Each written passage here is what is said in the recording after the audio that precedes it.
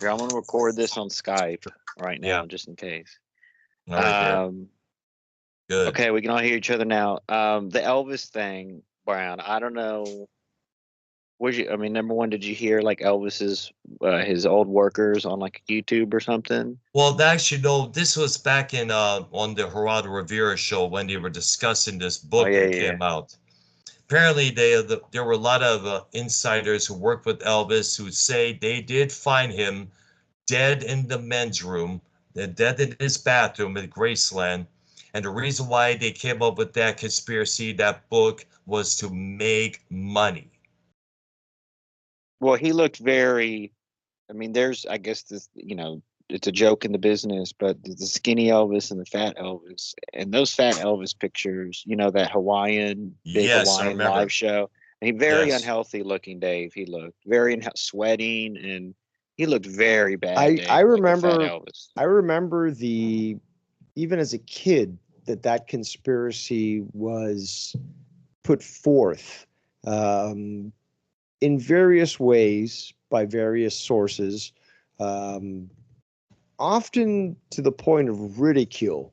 So the Inquirer, for example, I remember um, just like at the grocery store as a kid, seeing the National Enquirer in the racks there, and it basically saying Elvis is alive and found in Alabama or wherever, and it's just it's very interesting, I think, because where and how did this story grow? Like they say today, go viral. What was it that basically convinced a certain amount of the populace that this was a possibility, that he had purposely faked his death and had gone to live incognito, again, strangely, somewhere in the United States, rather than go live in Australia or somewhere and nobody will ever find you, or Thailand or whatnot? So I'm wondering what you guys think in regards to that, and why you think this idea, and I'm not even judging whether it's true or not. It just doesn't appear that way, just statistically, factually, it doesn't appear that way. But why would this idea just build so much? Is it the persona, the cult of personality that they created that makes certain people refuse to believe that they're dead? Because there's been people even afterwards that didn't witness him directly who would still believe in such a conspiracy. So what do you guys think? Well, for me, this stories about Elvis still being alive, that's circulated for many years. There were a couple of things on a couple of shows I remember seeing around the later half of the 80s, other than the Geraldo Rivera bit. Some store clerk says they saw a guy who looked like Elvis, asked for such and such and such, and they said, you know what, that was Elvis. In fact, there was a song by the group Living Color called Elvis is Dead that's kind of like talking about, giving their criticism about Elvis taking moves from a black man. And of course, the song begins with, hey, guess what? I saw Elvis today. Get out of here. But then again, I Wait a guess minute, Dave. deep in the minds of some, go ahead. But then Real again, quick, Dave, were you saying that the skinny Elvis and the fat Elvis are two different people? I'm not saying Would that at you? all. I'm just saying Yeah. that, well, I'm asking, what do you guys think as to what would have caused these people, even to this day, to consider that as a possibility? Whether they were, witness to his rise and saw his shows, were enamored, um, and just again have a psychological condition that prevents them from accepting reality, or eh, is it something else? What's with other new You're people? saying since there was no internet back then, how did everyone get this? word of Not mouth. everyone. No, but that's the thing. It's not everyone. It's just a select few of people. But again, there's people today that weren't witness to his acts, right? They've Yes. only seen what he's done on video, and they go to the same conclusion, which is Elvis is alive and faked his death. So what is the motivating factor in this? Is it just delusion and denial of reality? Is it that they see something that we don't? Where's the justification to believe that Elvis faked his death? Again, the onus is on them. They are responsible for saying, okay, I disagree that he died, and here are the reasons why. You just can't say, he faked his death. Well, why? What's the reasons? What do you have? What can you show for that statement? Or is it just some sort of, again, a belief, a desire that he still remain alive? Yeah, it'd be great if the fucking king, was alive today. But again, how is that? Is that the motivating factor of these people? Just a desire or wish that this person was alive? Again, these are important things when it comes to any conspiracy. You got to break it down and analyze. Okay, does this hold weight? Definitely, if, like Brown was saying earlier, if there's books or newspapers, articles, blah blah blah, being made about, like, stories, like you're saying, even by the then, National Enquirer, you're going to trust them? well, the money factor, or the like, World hey, Weekly News, we can make some money saying all these stories about Elvis, how he could still be alive, and make sure you pay for next week's premiere article to see if we did find, it could be something like that too. But definitely money would be, I was going to say that the as root. well. The root. Obviously, people love buy into that kind of stuff. They enjoy but do listening y'all to that personally, and y'all are, and Brown's older than you, Dave, but do y'all individually believe that Elvis died for real back then, or do you think he's still alive and all that? Personally, both of y'all. I personally believe he is dead, because if it's so, he would probably, if he is still alive, most likely he'll probably be living somewhere, not just incognito under a different name, a name change or something like that. But then again, there's a possibility that maybe he may have faked his death to get himself clean, to get away from the trappings of fame. I mean, like, fame is a machine. It's a cage when you think about it. Okay, so here's my take, YR. I disagree with Dr. Earl about him trying to clean himself up. He was too far gone with what fame had been brought to him. And I don't even believe that his handlers would try to help him fake his death.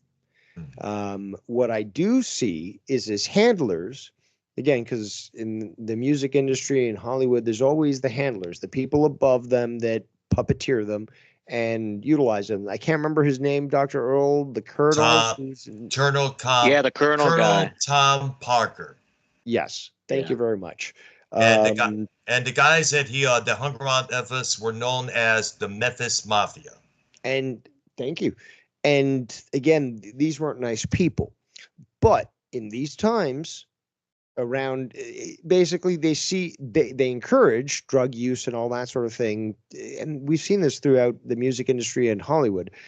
Oh, here's some drugs, I'll get you hooked up and all that, and they get them to a point where they're falling apart. And these people, their motivation is, once they're dead, because I'm connected to them, I'm going to profit from that, and I'll be able to profit into the future. Again, they see this happening, and they allow it to happen. Let's not forget the doctor that Elvis was seeing them, that kept prescribing all those pills and such to him. He was making money off the king. Another conspiracy, but related, is the exact same thing happened with Michael Jackson. I was going to mention that as well. That doctor who prescribed all those pills to MJ. And you know what happens when a star who is very popular dies?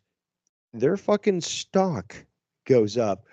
As soon as the death's announced, you got people fucking buying tracks on these streaming services, whatever, Spotify, whatever, like iTunes. going to stores actually and actually buying a CD.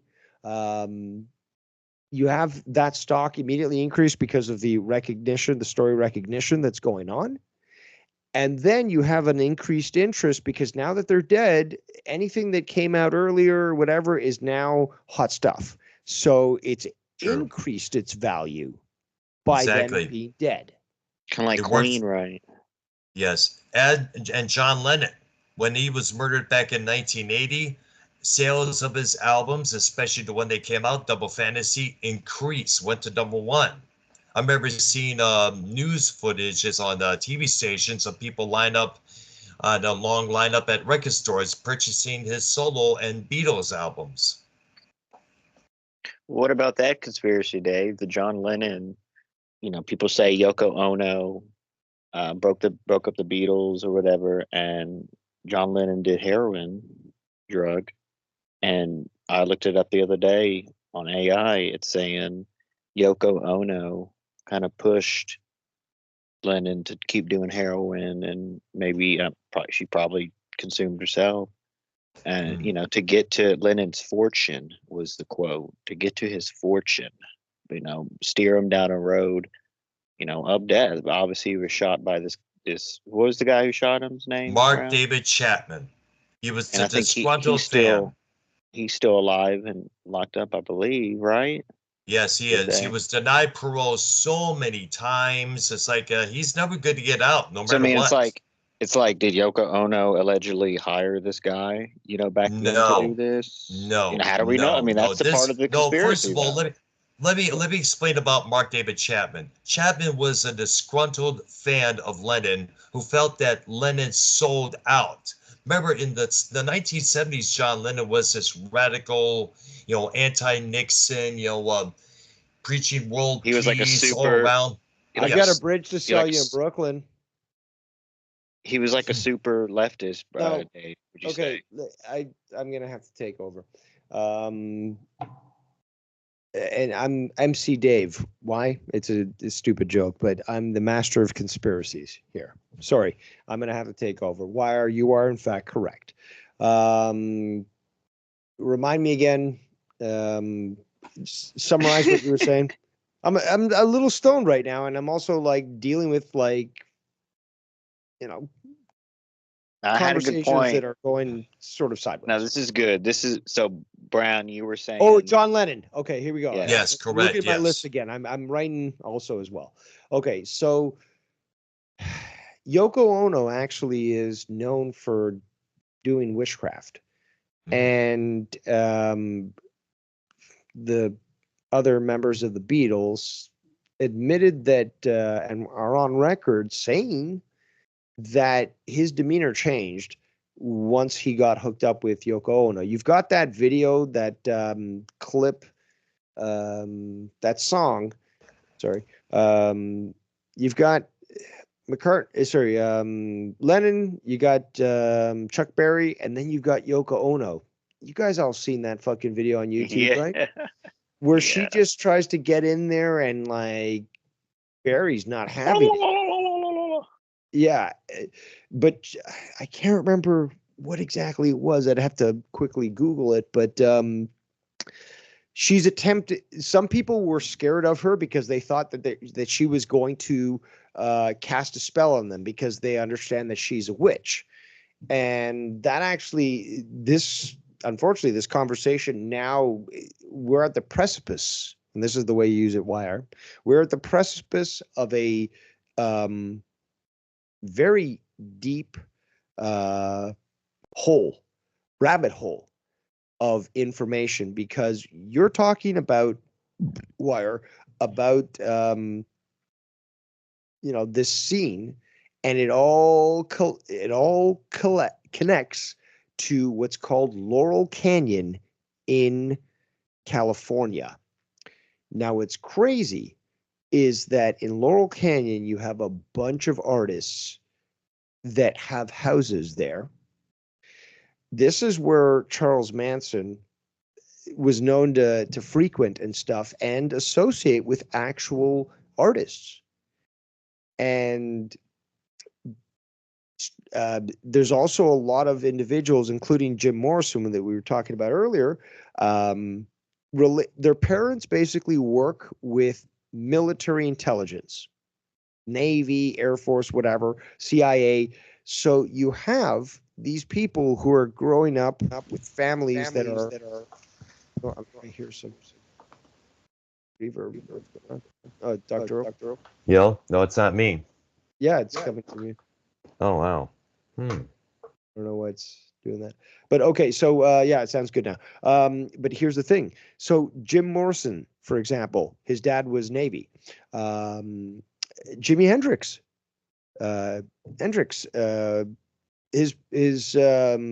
his family was also military, and he was enrolled in the military.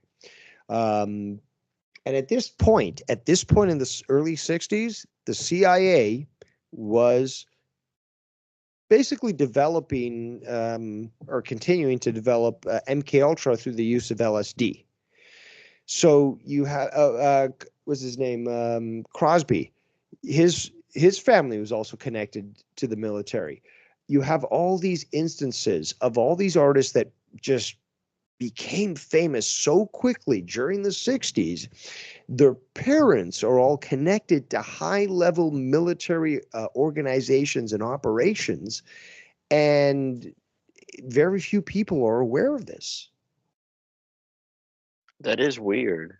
Mm. Damn. And it all goes down mostly in Laurel Canyon in California. And what's crazy is there's people that also involved with the Apollo moon project also living in that Laurel Canyon. This rabbit hole is one of the deepest rabbit holes I've ever encountered, and it's certainly worth a read if you're interested in the truth. Brown, do you know if Janis Joplin had military parents? Not that I know of. Now, I like that. Sorry, I'm not the producer. I forgot. But I was not much into Janis Joplin myself, though my dad had the Cheap Thrills record in his collection. Thank you. But I'm trying to hold off on these questions. I'd like if Paul 3 could be here to. I know. Why not? Get a hold of Paul 3. Get his ass on board. I think he said he'd be here if, once he's ready. But like, I don't want to ask these questions that will take let's away. Let's stay with the John Lennon, because Brown, you seem like you kind of like you support Yoko Ono a little Well, bit. I never. Well, I don't know. Well, let me. Me and Arcnolia discussed this a couple times on our shows when we worked together. In fact, many people put Yoko as to blame for the Beatles breakup when it was never really true. The problem was the Beatles were having issues with trying to who's going to be their next manager after Brian Epstein died. They were trying to run Apple, but they didn't really have the creative know-how to do that. You need a management to help you into that direction. And if you listen to the Get Back documentary, even Paul says himself, ever since Brian Epstein died, there has been no discipline. Now, there was one thing that was important in that documentary, Yoko Ono being there with the Beatles while they was rehearsing their songs.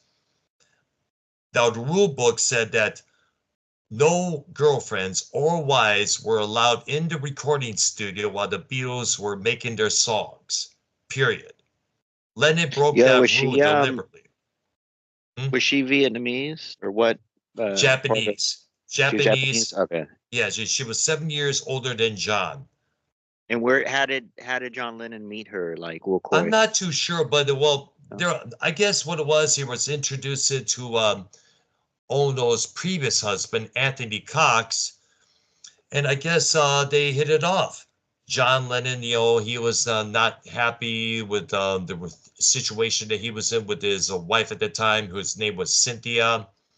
In fact, Lennon, I guess many, according to sources, one of them being Sir George Martin, needed a partner, kind of like a tag team partner, and Yoko fit that description very well. they were all always together, crusading for world peace, crusading against Nixon. In fact, but however, the thing was, I guess the reason why Yoko got most of the blame was because when you think about it, a woman of the 1960s was, according to some people, not to have a mind of her own, which Yoko indeed had a mind of her own. Well, back then, Brown, would you consider like John Lennon and Yoko being like, the far progressive, left leaning, liberals that we see today? Like, Well, I don't know if Lennon was still alive. I don't know if he would appreciate or be he probably put into deep question some of the far left antics that we have like seen for the past I few years. disagree. I disagree. what- This guy was a raging leftist. yeah. Close to the end of his life, did he start to, and this is the weight of actually the Paul McCartney issue, but the weight of reality of what he was forced to do, what he chose to do himself, started to get him saying that, he disagreed with certain things, that certain things weren't true. And yeah, that's why they took him out.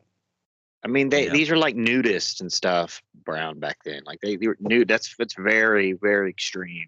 That's these people walking around nude and everything nowadays in San Francisco. Well, it wasn't just sad. It's like, well, let's not forget, Lennon wrote the song Revolution as a call out to the anti-war movement, because members of the anti-war movement were basically doing the same thing like that the army was doing, throwing bombs, hand grenades, gas bombs, striking people with signs left and right. It's like, if you're going to try and end violence in another country, why are you trying to use violence in order to end violence? Doesn't really make that much sense.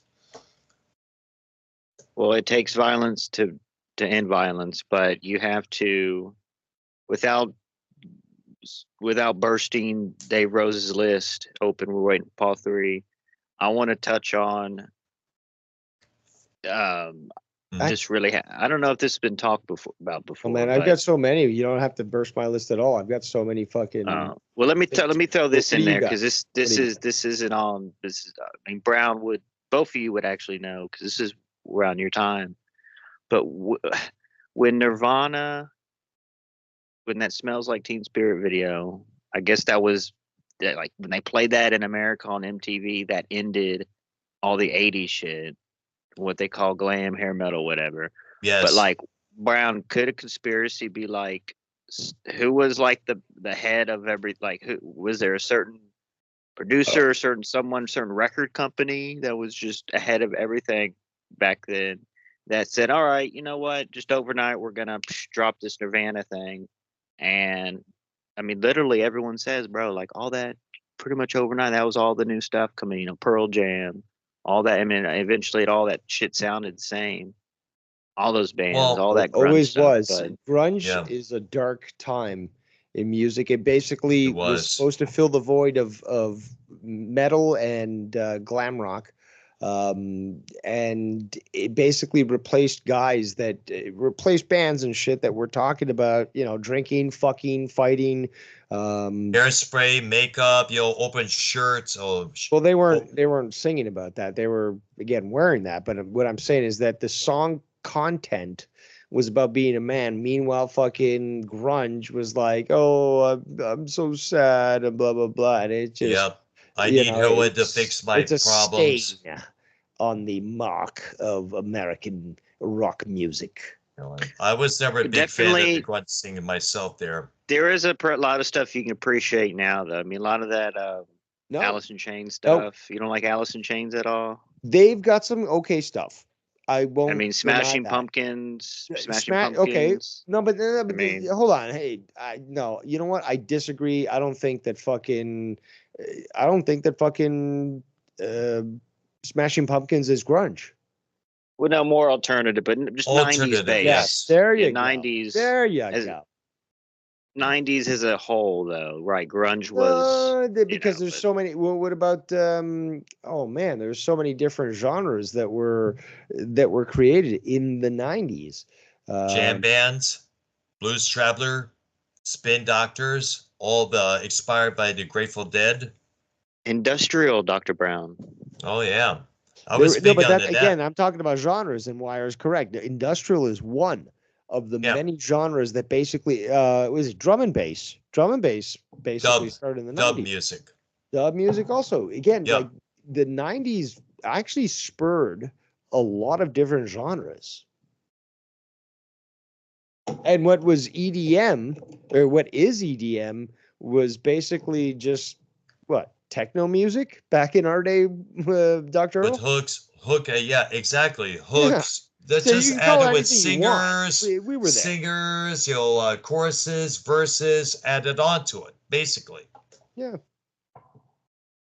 Or it's Well, a the basic conspiracy- real deep House G. music. Yeah. House music. Oh yeah. Oh yeah. Out of Chicago.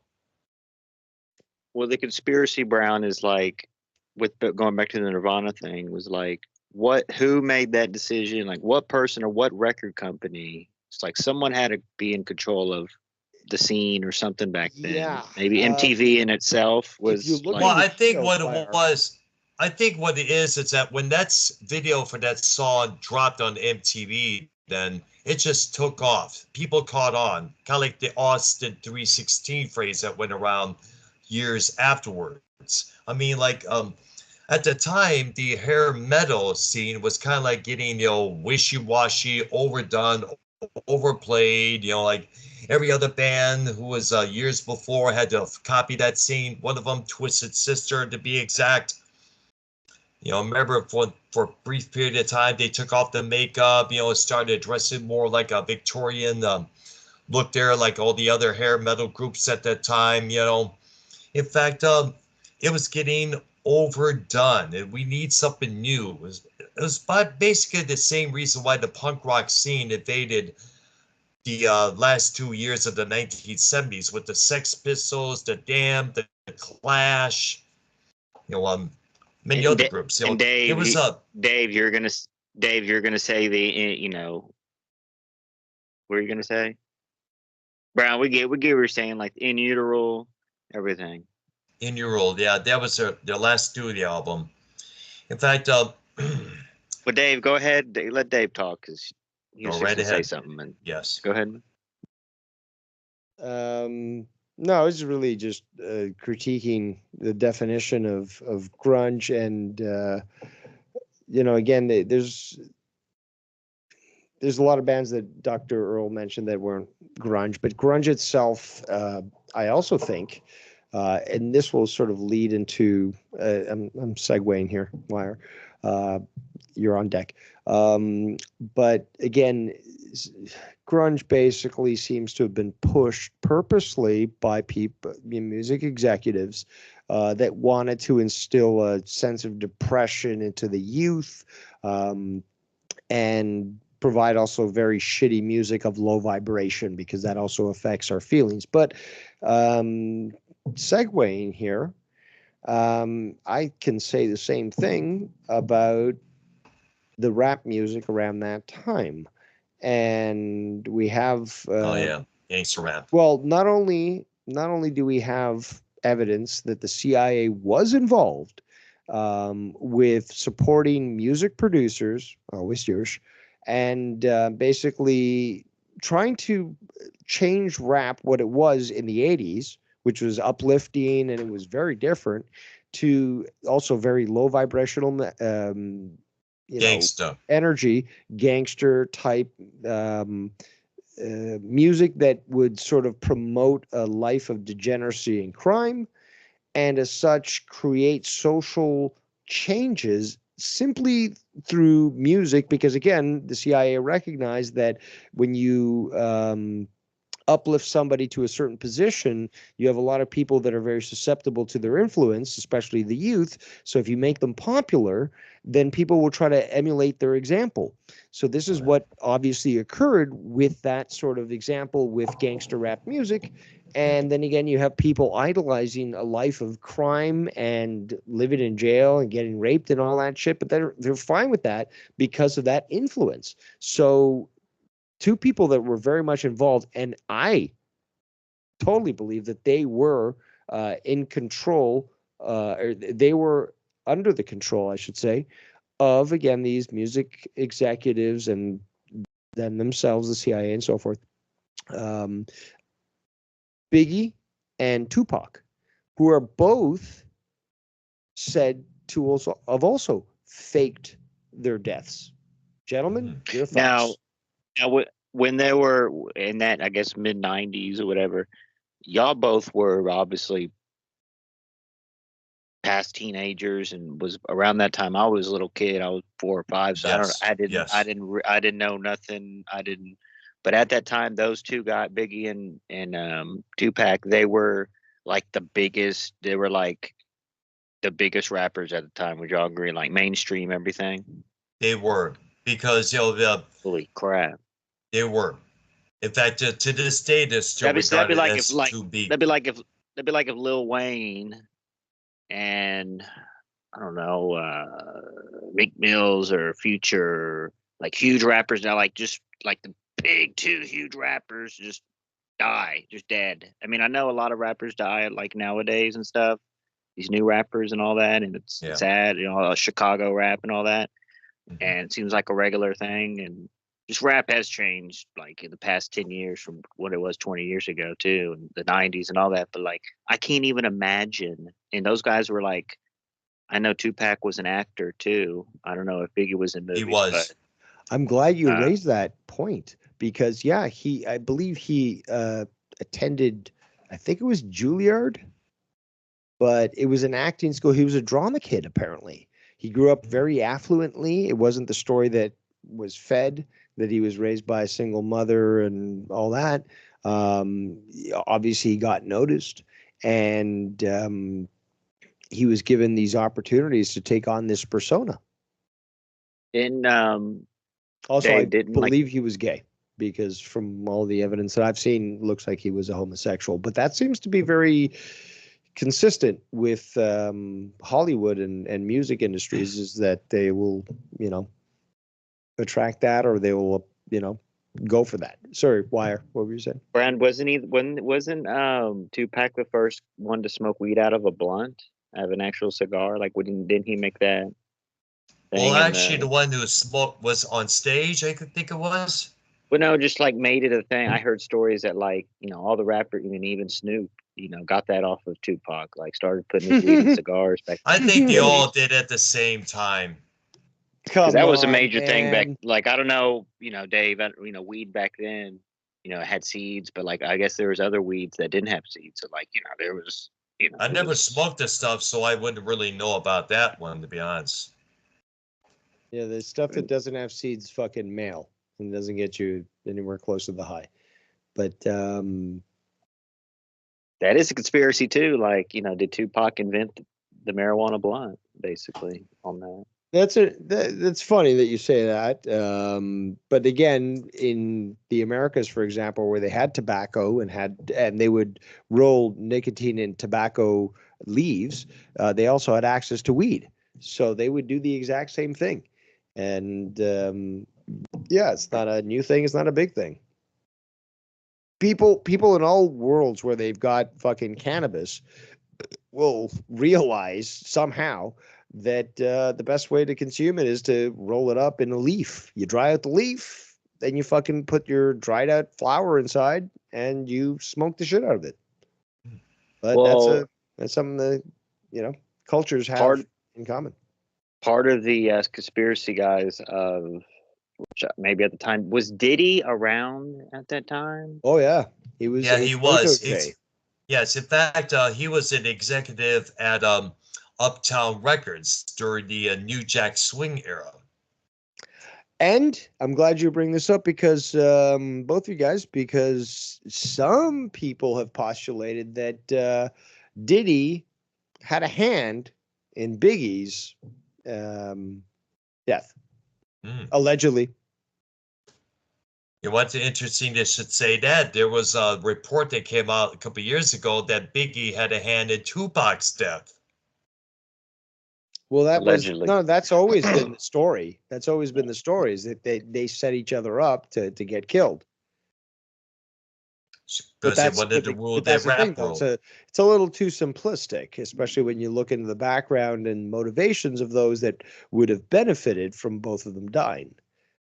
And then again, there's the opposite side of things where some people claim that they both faked their death. Some people said, "Oh, I saw Tupac living in Jamaica." YR, I know that you're interested in this topic, but what are your thoughts of either of them faking their death and going to live as a recluse somewhere? I've seen people over the years have pictures that, people that look like Tupac, and honestly, like, didn't they have autopsy pictures of all these people though when they pass? I don't I think there remember. may have been one of Tupac. I Yeah, I remember think seeing one time when I was working at that one because if restaurant. you're like, that's just so hard to believe. Like, if you're on the top of the top in your famous life, if you're on top of the world, basically, like they were, why would they want to? Unless it's like some type of Epstein situation. No, But I why would agree. they? I have to For agree with money, you, YR. obviously. I have to agree with YR because let's go through this logic here. Okay, so you're on top of the world. Now, you can make your estate, not you, but you can make your estate richer by faking your death. Now your stock just raises dramatically. Now everyone's remembering you and giving you tribute and all that stuff, buying your shit, blah blah blah. But you now got to change everything. The life that you were living before on top of the world has to change. You're going to have to get surgery or something so people can't, Recognize you. recognize you. You may have to move to a place where I mean, unless you move to the Middle East or something, and that would take some work. Where are you going to go to live the same level of luxury that you were living before on top of the world? So I don't see that happening. And I can't remember who it was that we were talking about. So I'm a little stoned. Uh, that I said that they would not choose to die. Or fake their death sort of thing because Elvis. I'm retarded. But yeah, like they're living the lap of luxury. They've gotten into the habit of living this largesse, with all sorts of luxury. They're focused on that, not on anything else. And those around them can basically, control them and benefit from it. Profit from it, let them die, and be a windfall for them.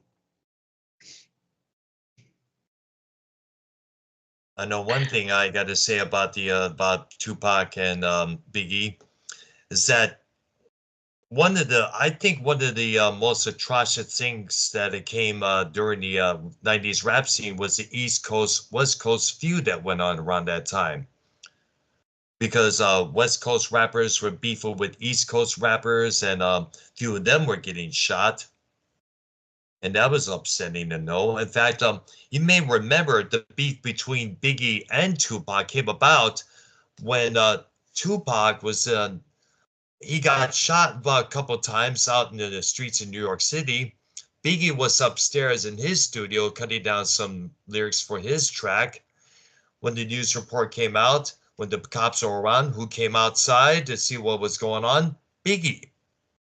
And right away, I guess Suge Knight took that as an opportunity to, hey, let's blame Biggie and Diddy for what happened with Tupac. So this way, Suge and his Death Row Records will remain on top of the hip hop game. And Suge was a pretty intimidating and threatening individual. There's no secret about that. Well, It rap was is probably the worst music type of music that, like, the genre. longevity. You want to say Yeah, genre? the genre, but Yes. the longevity, like rappers from the 90s. I mean, really only Tupac. he doesn't really put out new albums. Like just the longevity of a rap career isn't that long. To be honest with you, it's like they got the new flavor every other month. And nowadays, there's so much rappers and blah blah blah, and it's really garbage in my opinion. But like, like what would have Tupac and Big have been now? I mean, I honestly think they would If they gone into were the still acting alive, thing. But if they were still alive, one of the first things I believe they should do is get a hold of these young rappers out there today and smack them around a few times and teach them how to do the game properly.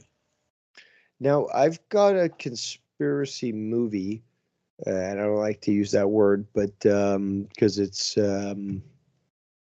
denigrating, created by the CIA to dismiss anyone that might question the official narrative. But there's a movie that discusses how the LAPD was actually involved in either allowing Tupac to get killed or Biggie. or maybe potentially being semi or fully involved in that, allegedly. a lot of I his don't know if you songs, when guys he have did ever like, seen that video, that documentary, but it actually interviews a guy that was formerly of the LAPD, and he's the one that speaks on it and admits what he believes. Yes. Well, again, some of the stuff he got involved in. So allegedly, he knows what he's talking about.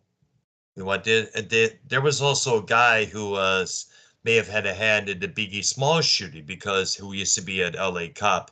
He used to hang around Suge Knight a lot. He used to dress in red, representing the Bloods, one of the two notorious LA related gangs. street gangs, Dr. Brown, street gangs. Yes, street gangs. Yes, exactly.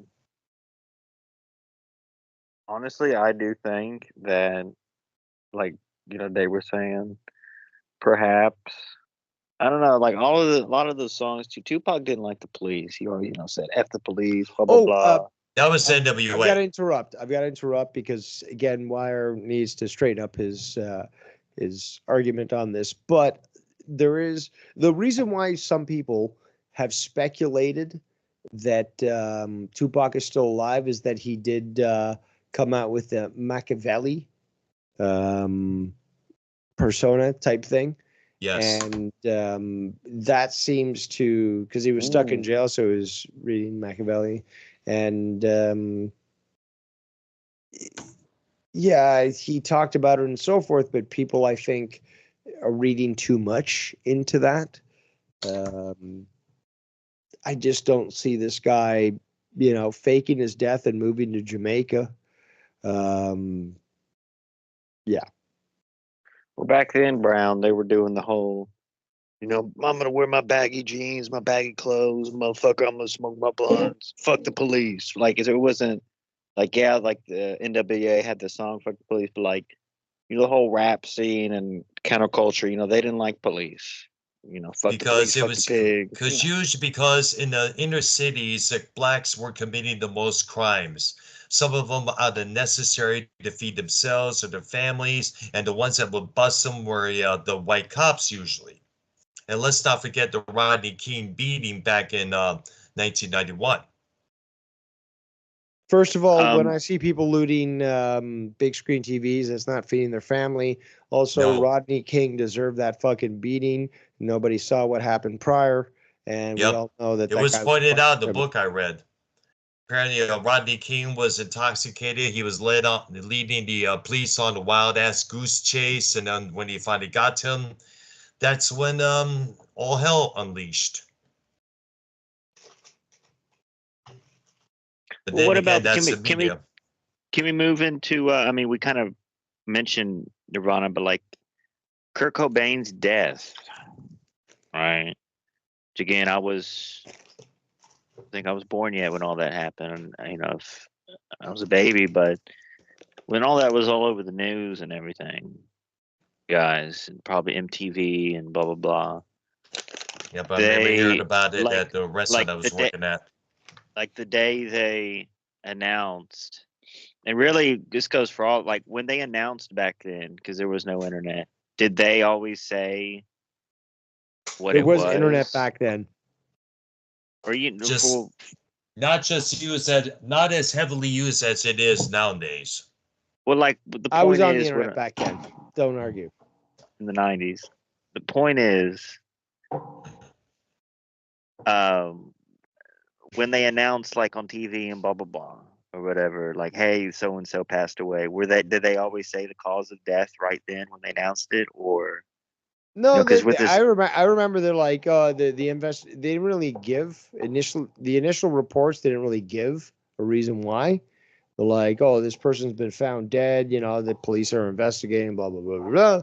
And that was well, it. like, what? There was Well, no- a bigger, better question. Do y'all remember? Could y'all like was Kurt Cobain being a heroin addict? Was that like a known thing while Nirvana was a thing, or was that all come out It after? was Like, oh, known this he guy's dabbled, but it wasn't. I don't remember seeing that in the headlines of any sort of music magazine or anything that talked about that as like a main factor when it came to Nirvana. Some people talked about it on the side sort of thing, and like you'd see interviews with certain artists, they'd allude to it, but they wouldn't necessarily say it straight. But yeah, like it was sort of like again, like in Hollywood and music and stuff, like they know who's fucking high and shit. Who needs fucking a few rails before they go and do a performance. So like it's sort of an unspoken thing. So Right. that Nirvana is probably the worst. Their Nirvana is probably the worst. Some of the worst crap I've ever heard. But I can definitely tell. I'm so glad you say that, because in fact, I ban any chance that Nirvana might play in my car. I've got a list of certain bands that will never play in my vehicle. It's overplayed too. Overdone, way overdone. But I could see how that was like just the 90s and how it was. I can see how teenagers and the youth were into that stuff. Like watching who's old behind videos. Also, allegedly, who's behind this stuff? Dave Grohl, and I'll tell you why. Because his one of his bandmates, I don't remember if it's his drummer, also died under mysterious circumstances. Taylor Hawkins. Yes. Yeah, and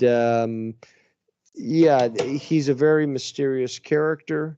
He actually played the devil in Tenacious D and the Pick of Destiny. Did you know that? Yeah, that movie. I heard about that. Yes. Yeah, he seems to be involved in some very nefarious things, and he always has that connection back to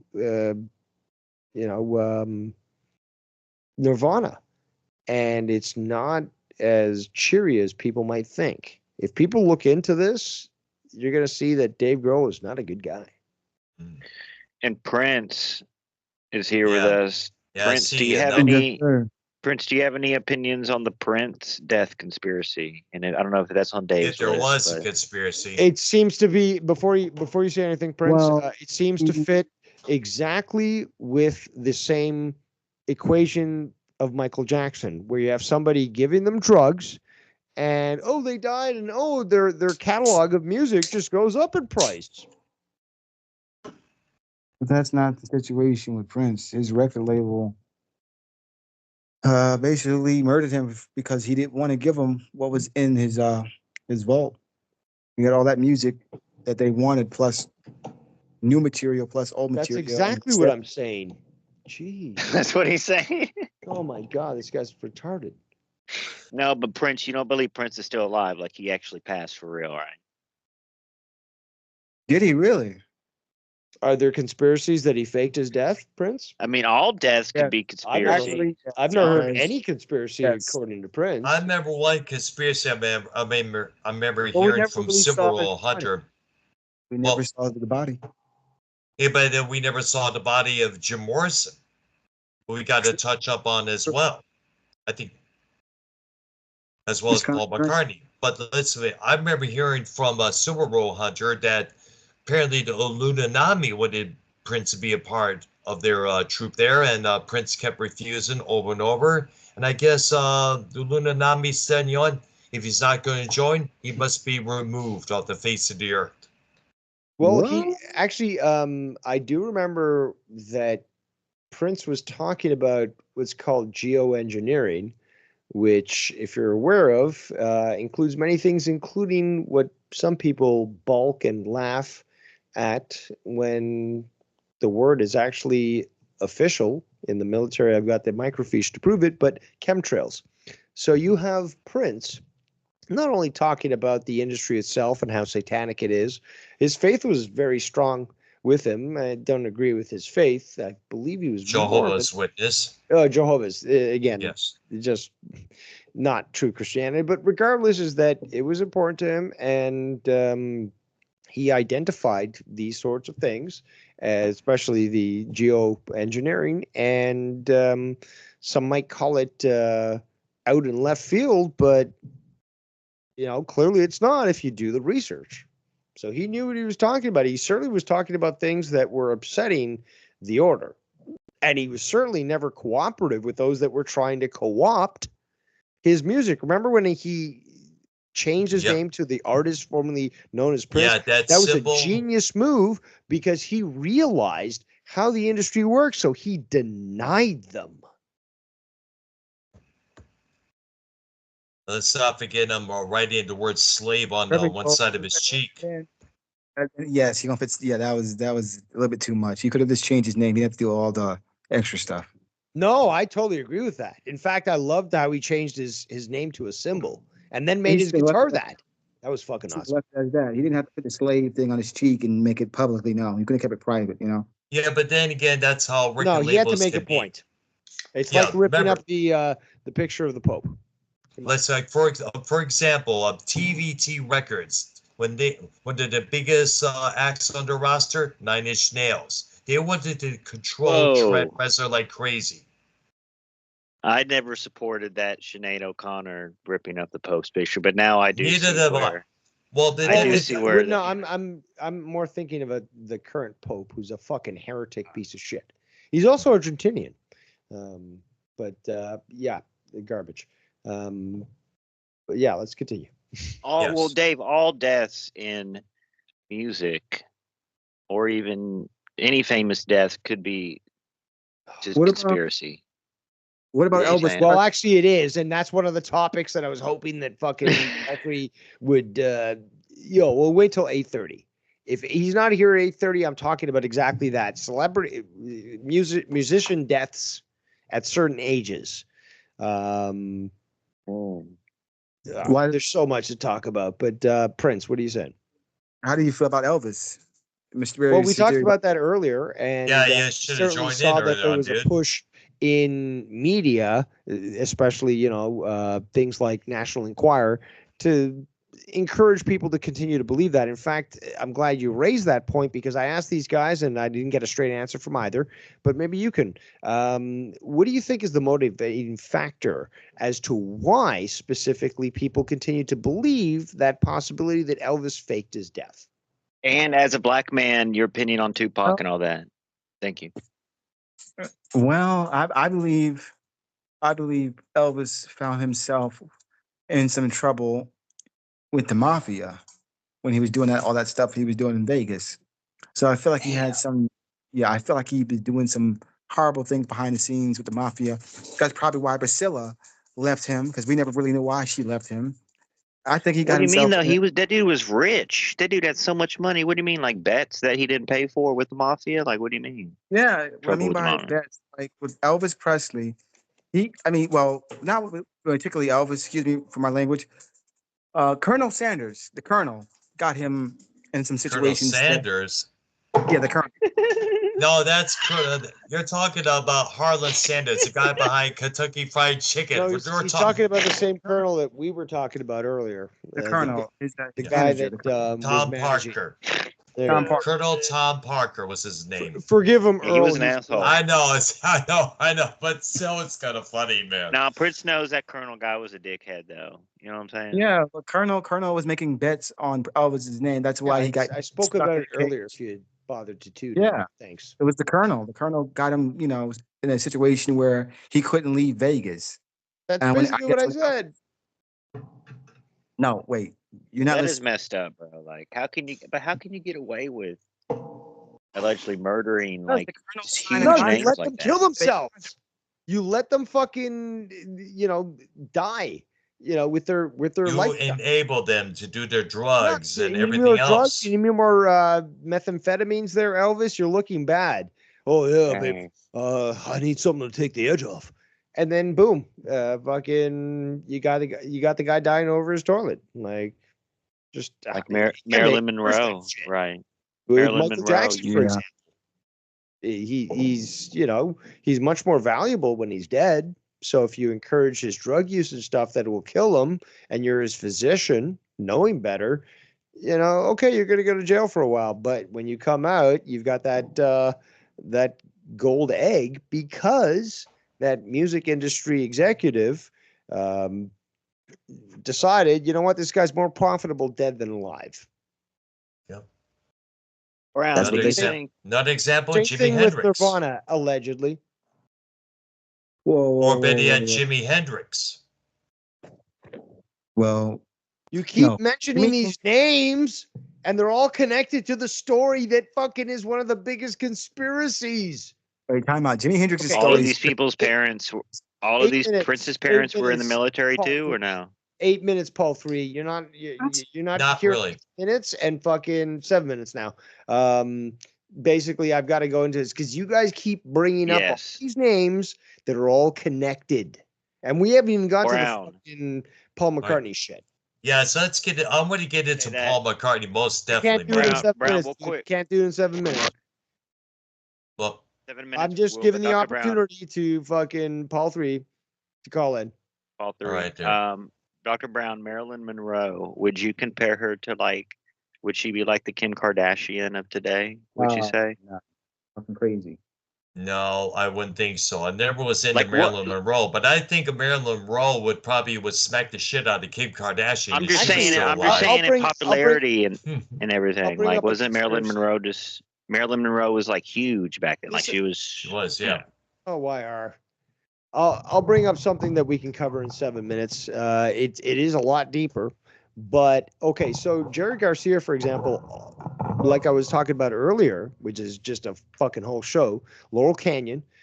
Jerry Garcia connected to the military through his family, and he is obviously was the lead singer of the Grateful Dead, and the Grateful Dead itself also connected to the CIA for handing out LSD, which was being used on people and experimented at the time to determine its effectiveness with a plethora of different opportunities. So, for example, if someone was very suggestive, they would, the LSD would assist in getting information out of them. Again, this starts from the CIA to try to utilize this known drug to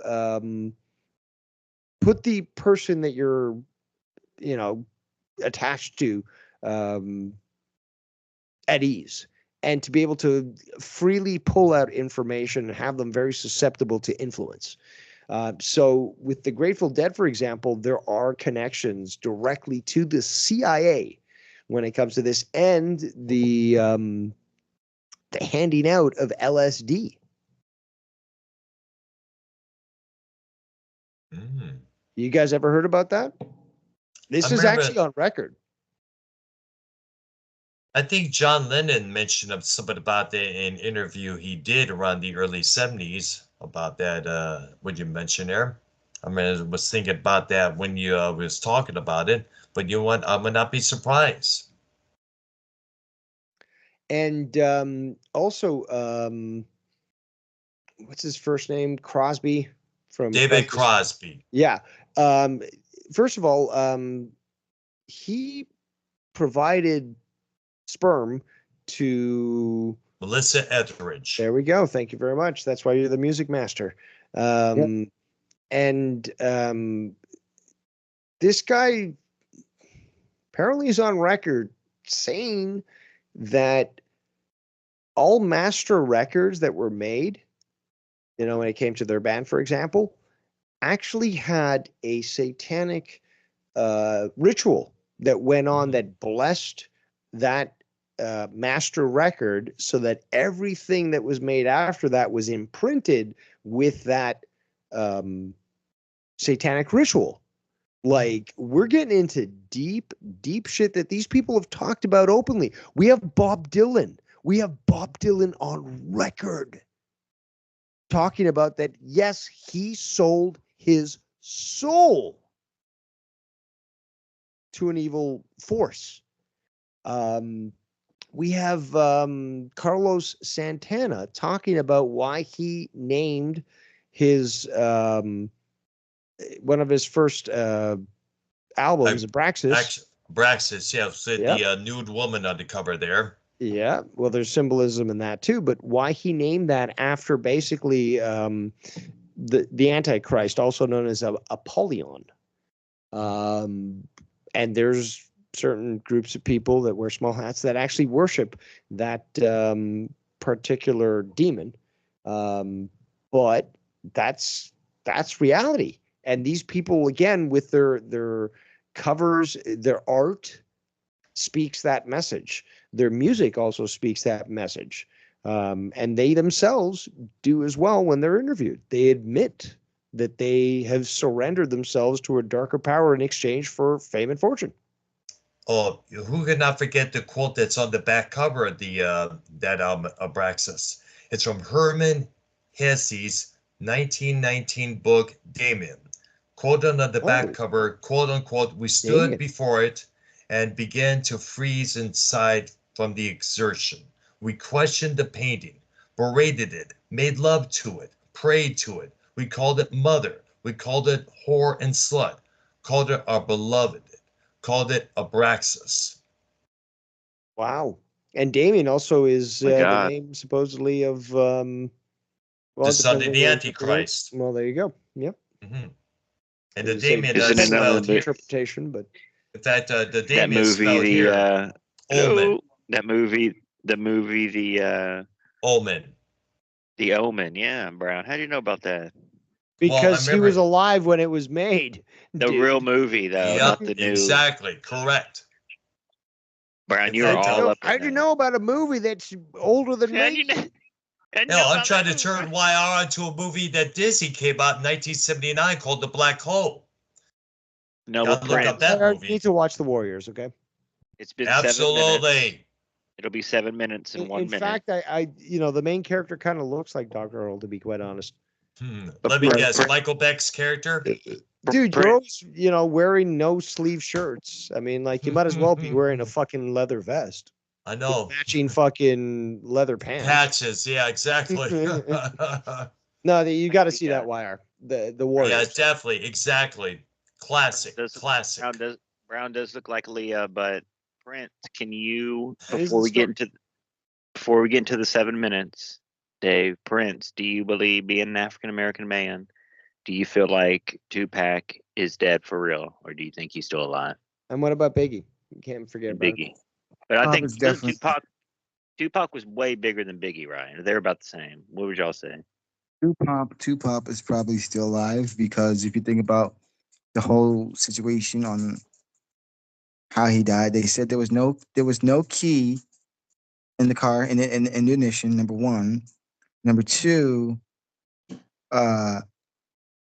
we didn't see his body, and he's been shot at many times, like 50 Cent. I demand a coroner's report. I must see the body. Hold on. P. Diddy definitely, allegedly, probably was involved in one of the two. If he was, I used some baby oil on him. You remember when they had a situation, and yet 50 Cent has been shot at so many times, but yet he's still here? I believe the same situation happened with Tupac. He's been shot at so many times, but yet he's probably still here hiding out somewhere. Probably wanted to get away from Suge Knight. That's why he wouldn't go anywhere, where he could just blend in with the population. He's going to stay just like Elvis. They're going to stay in the country where they're easily recognized, right? Mm-hmm. I mean, I love a good conspiracy, but come on. Or maybe There, they're over the ice wall that's forbidden that we're supposed to go. Like the government has this ice wall that we're not supposed to go. You're one of those, huh? He's a flat earther, supposedly, or are you plain in jest, good sir? No, the Earth is not flat. The Earth is round. How the hell could that be possible? The No, Earth is flat. spherical. Spherical is the word, not round. That's two-dimensional. Spherical is what you are looking for. Thank you. How the hell can the Earth be flat? Never was. Well, there's people out there that believe that sort of thing, and They're stupid as because fascinating as that think about the theory is, the it could be pyramid's kind of easily round. disproved.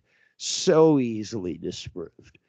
But again, we're not here to talk about The that Earth. sort of fakeness. We're here to talk about other sort of fakeness. Let me Okay, there. explain. It's not Paul flat. McCartney. What do you It's think it is? like- How about Paul It's almost McCartney? like we're in a snow globe, dude. We're in a snow globe. we're in a snow globe, guys, with Paul Negatory. McCartney. No, Like we a live- fishbowl? we live on a flat Like a fishbowl? plane, a flat infinite plane. And again, I can disprove this. We're talking music conspiracies, not like Earth conspiracies. We got to stay on target here. Stay Yes, on I target. know. I agree. We Yeah. are on a But, flat plane, but we okay, do have so- we're on a round planet. No, but it's spherical. God damn it! Round Yeah. is two-dimensional. But okay, since we don't have Paul 3, Never mind him. we're just gonna have to go into this.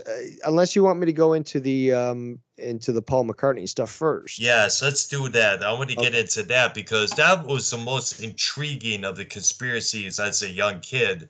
Because when I was getting into the Beatles, I was listening to a radio show talking about the Beatles' life story, and that's when they brought up that particular subject.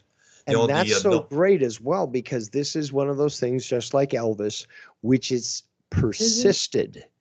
But unlike with the Elvis thing, there have been so many clues dropped, so much to the point where it's no longer coincidental. You have people, you have the Beatles basically referencing Paul's death in their music and in album their covers. art.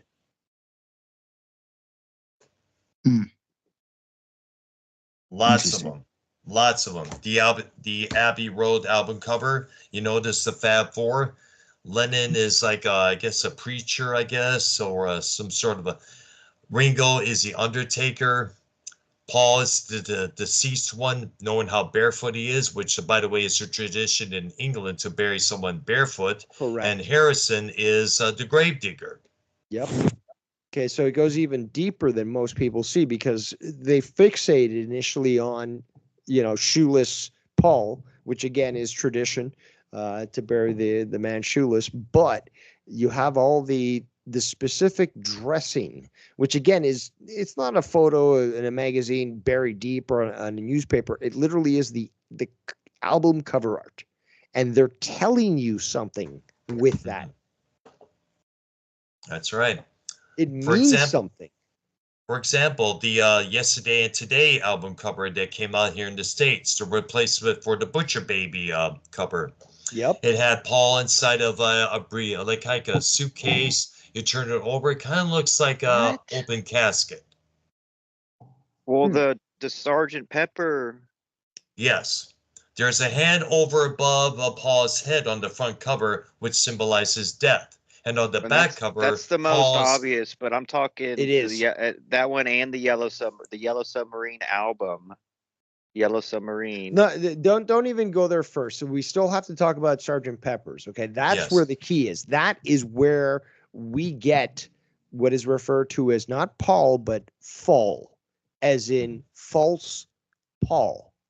Mm-hmm. So you have basically, and you even have people like Aleister Crowley, who's listed. He's called the most evil man in history on the album cover as well. On the album cover. And during the 60s, again, a lot of these bands were big into his influence. The occult. Yep, exactly. And which also, I can't go on too many side steps here. Fuck. Okay, so Aleister Crowley, Beatles. And they had fuck. Brown, didn't they have Brown, then they have the Clintons on there too, or no? No. Okay, Hell so no. sorry, it goes. I got my train of thought again. Okay, so basically, here's the thing: is who's Sergeant Pepper? Billy Shears. Yeah. Who took over for fucking Paul? Billy Shears. Yeah. So oh man, I got so much to talk about. Take your time, man. Okay, so basically, Paul dies in '66, and there was an audition made out for finding the best Paul impersonator. Billy Shears came up. Yeah. He was basically recruited. He got the surgery. Paul supposedly disappeared for a year after this accident, and that nobody knew that he was involved in. And then he comes back looking very, very different. Yes. Also, not actually being able to play the same way. Eventually, he actually got better. But even afterwards, the references were being put into all these different songs that Paul died. Okay, and that's the thing, though. It's not just these stories that people talk about, or these, witness reports or anything. It's the stories that they themselves are saying, because they're basically admitting what they're talking about through their music. And for those that know, they're they're basically aware. But for those that don't, they don't understand. They just go along with it. I don't know how better to explain it, but this is it's simple, I think. I do know one of the other key elements, and this has been referred to many times, the lyrics to the last track, "A Day in the Life." He blew his mind out in the car. He had not noticed the lights had changed. A group of people gathered around. They seen his face before.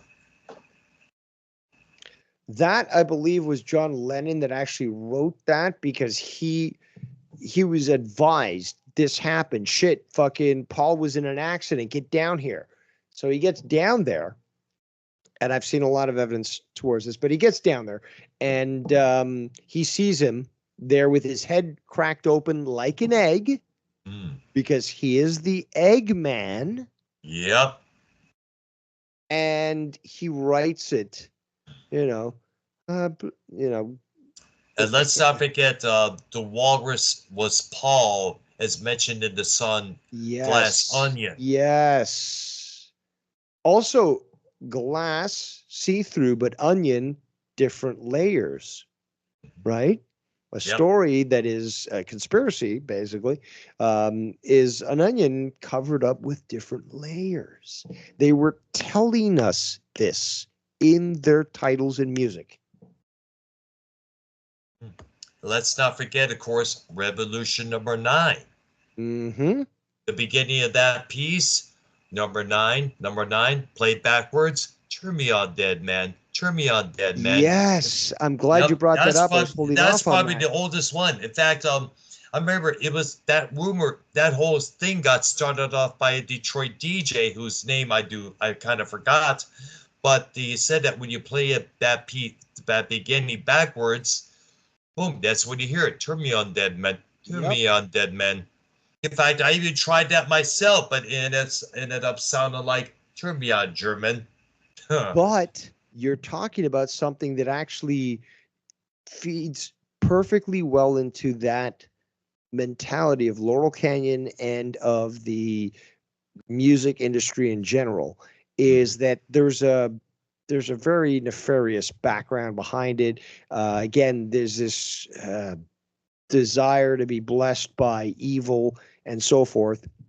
And inversion basically is a thing when it comes to Satanists and those that view evil better than good as the opposite.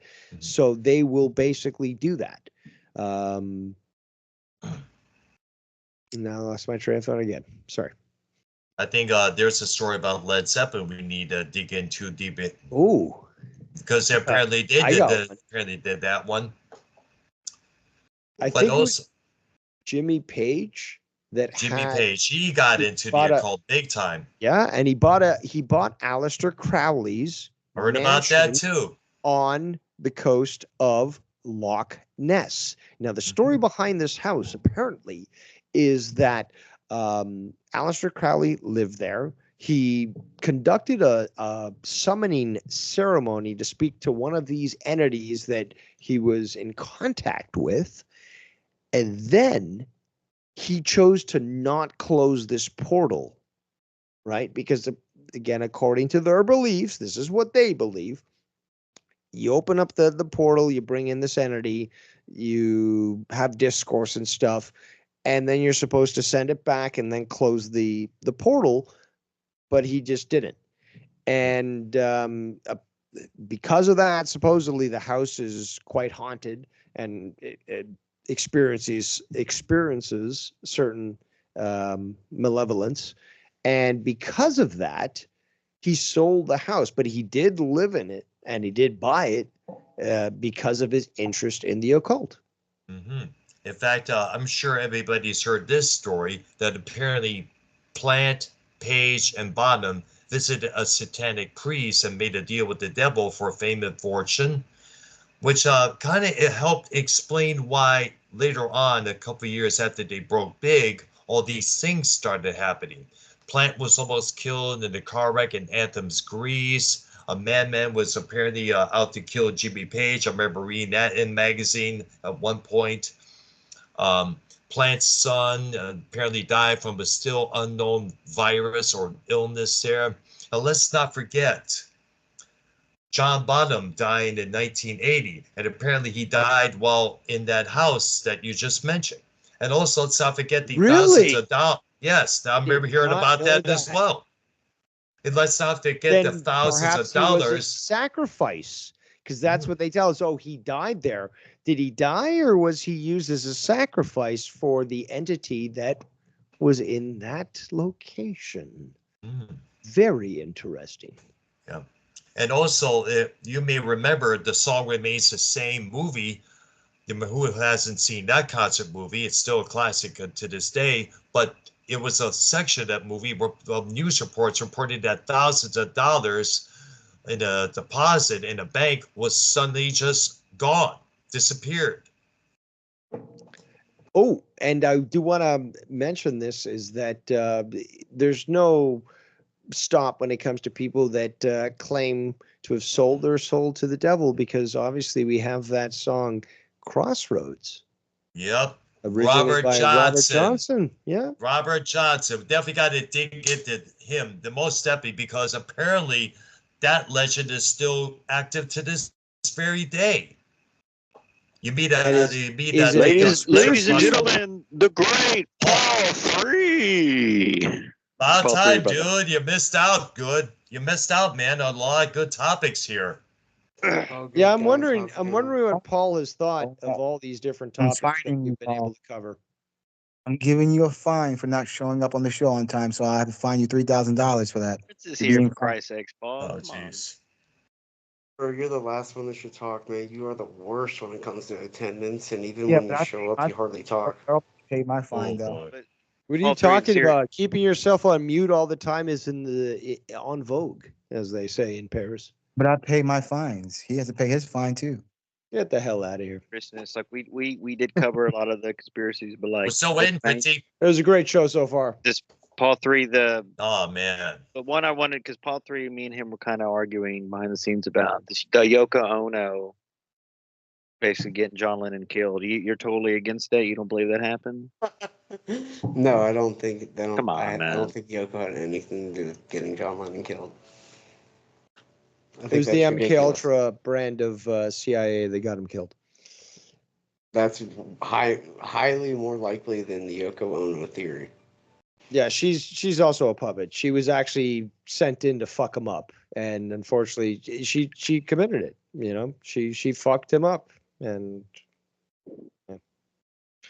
But the topic that we finally get the guy that he can comment on the other stuff that we talked about earlier at some point. But okay, now that we have basically the whole crew together, I want to ask you guys, about this, because this is, you guys are obviously big into music, big time.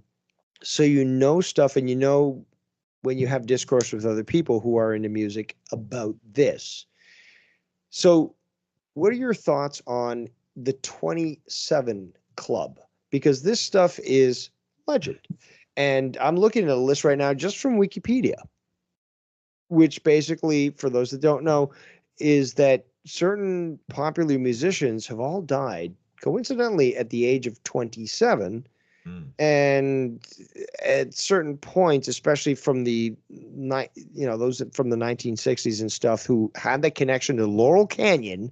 Again, people need to look this up.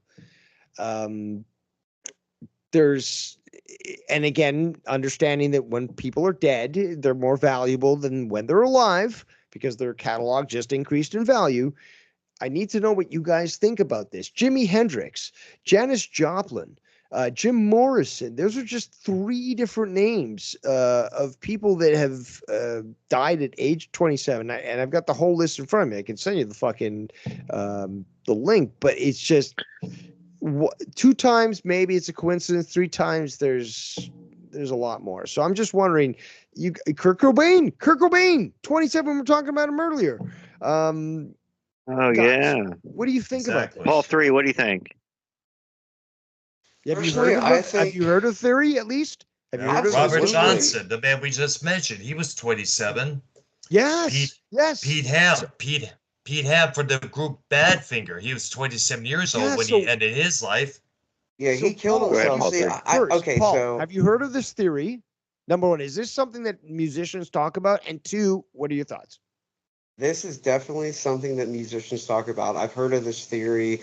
I remember when I turned 27, I thought about it a lot. My drummer just turned 28, so we spent a whole year giving him shit that he's going to die at 27. So I've certainly heard it before. I chalk it up to more as coincidence. These people were fucking hardcore on drugs and shit like that, and when you're fooling around with like heroin and cocaine and stuff like that, bad things are bound to happen. So I think the record companies would actually get more out of maybe keeping them around for, I don't know, 10 more years at least, and getting a little bit more out of them and then killing them off.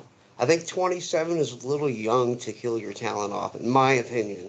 But back then, 30 was considered old, so it could be something. But I chalk it up to more as a coincidence and people having too much money and being fucking loser drug addicts. What about Michael Jackson? Michael Jackson was like what, 60 years old, or what, 55 when he died or something like that? 50. He was 50. He was 50 years old. Again, Michael Jackson had access to everything, bro. He had his own personal doctor. But yeah, He his had that doctor also propofol. got charged for that shit. He got convicted for giving him way too many drugs. But that's exactly it, man. He had some shit in his head that was so disturbing that he had to take medical grade drugs to get away from it. So I don't know really what happened with all that, but if you look into I don't want to turn this into political maniacs, but if you look into all I want to say is that they don't really care about us. That song, he said some stuff about a certain ethnic group. Yes, actually, I was going to bring that up, but yeah, he certainly criticized people that. Well, if you think about it, guys, he had his own personal doctor, the same as Prince, the same as Elvis. They all had their personal doctors loading up them with drugs. So it's kind of this. I think Prince and Michael and Elvis, they all went out the same way due to their doctors loading up. Tom Petty, dude, Tom Petty as well was like doing like Percocets and all kind of shit like that, I'm pretty sure, and he overdosed. So it's people with a lot of money, celebrities who have access to these things in excess, and they fuck up, they take too much, and they die. And sometimes they kill themselves, like Kurt Cobain, or like that was a good call, Dr. Earl. Pete Ham from Badfinger with hits like Baby Blue, No Matter What. I mean, what a fucking great legendary band. And I'll just say, the lead guitar player of Badfinger, Joey Mullen, just passed away this year, about 2 months ago. So that marks that all the original members of Badfinger are now dead. So that was a good call. What about their drummer, Mike Gibbons? He died years ago, and Yeah, we should actually do a show on Badfinger. That's an amazing and fucked up story in and of itself. All the suicides. Tom Evans and as well. Yes. I know that. Well, I know that I've liked what I've heard from them, but I don't have any idea about this. Suicides and all that. So that'd be interesting to see. Well, if you guys make a Yes, show. there's suicide letters and all kind of shit like that. It gets real deep, bro. Yes. It's crazy. Yeah, there was management problems going on with that band. In fact, one of the members, I think it may have been the other guy who offed himself, Tom Evans. He wrote something about their manager's name being a soulless bastard. I will take him down with me. Yeah, it gets super dark. I think we should actually consider doing a show on Badfinger. That would be an awesome show. I agree, because this group needs to be mentioned. They were considered the second coming of the Beatles, and they were signed on to the Beatles record label, to be exact. They were signed to Apple, and their first. Sorry to cut you off, but let me just throw Oasis. Their Oasis was the point of order. coming. Point of order. Oasis. Earl, Yes. Yeah. I would love to dig a little more into the Paul McCartney thing. I don't know if you have the ability to play the video that I made that I sent you. I did, yes. I did listen. I did watch it. No, but I'm just wondering if you could play that on here so everyone can see it for what it is. And I can go into detail as to why I believe this guy died in 1966 and he was replaced by Billy Shears. All right, there. Let me see. Again, I came to this conclusion after doing massive amounts of research, and one individual that I actually met in real life, way more intelligent than me, and that blew me away, because this person had just the most glorious mind, and their analysis of this just really it really solidified for me the knowledge, not the belief, the knowledge that Paul McCartney died in 1966 and he was replaced by somebody who calls himself Billy Shears. Billy Shears. And it just worked out for them. But even at that point, the music industry was like, no, we've got to continue to profit from this, so we're going to do whatever it takes. If we got to get somebody who has a similarity to that person, give them plastic surgery, keep them out of the public life for a year, then they come back, they're obviously different, but we pretend that nothing happened. And yet meanwhile the band is writing songs saying, no, Paul's dead. Come on, come the fuck on. Like, would you have recognized Michael Jackson, like, in the 90s compared to when he was in the Jackson 5? Like, you wouldn't have recognized him, right? Well, that was Michael's doing. Remember, he went way overboard. But still, I mean, that's like Dave is. I mean, that's real though. Like, you can really make yourself look not like you, a whole different color too, and all that. My thing Sammy Sosa. My thing with the whole McCartney deal and the conspiracy about the dead McCartney is that if it were true, Billy Shears is a way fucking better musician, songwriter, entertainer than Paul McCartney could ever be. Dave mentioned it earlier on. It was like saying, like, yeah, he's obviously. Dude. That's hilarious, because again, I've read this analysis of people who are examining the conspiracy theory, but they're also musicians, and the same conclusion comes out as it's like, well, yeah, the fake one still sounds so much and is more talented than the other one. It's hilarious that you fucking said that, dude. Hey, if it were true, I mean, if the conspiracy is true, then that fact is definitely true. Because think about Wings, bro. Just Wings alone, and his later solo career. McCartney 2 was awesome. McCartney 1 was awesome. I don't know about Earl. You probably know all of his albums. I had the McCartney. McCartney was basically Billy Shears / Paul McCartney doing all the instruments himself on the first one there. And he came on. You can call. No, here's the thing though: is the original was never knighted, but the new one was. So Sir Fall. That's how you can differentiate the two. He was knighted. Yeah, Paul McCartney is a fucking badass, bro. Paul McCartney is a genius, to be honest. So I And a good recognize Paul biz McCartney.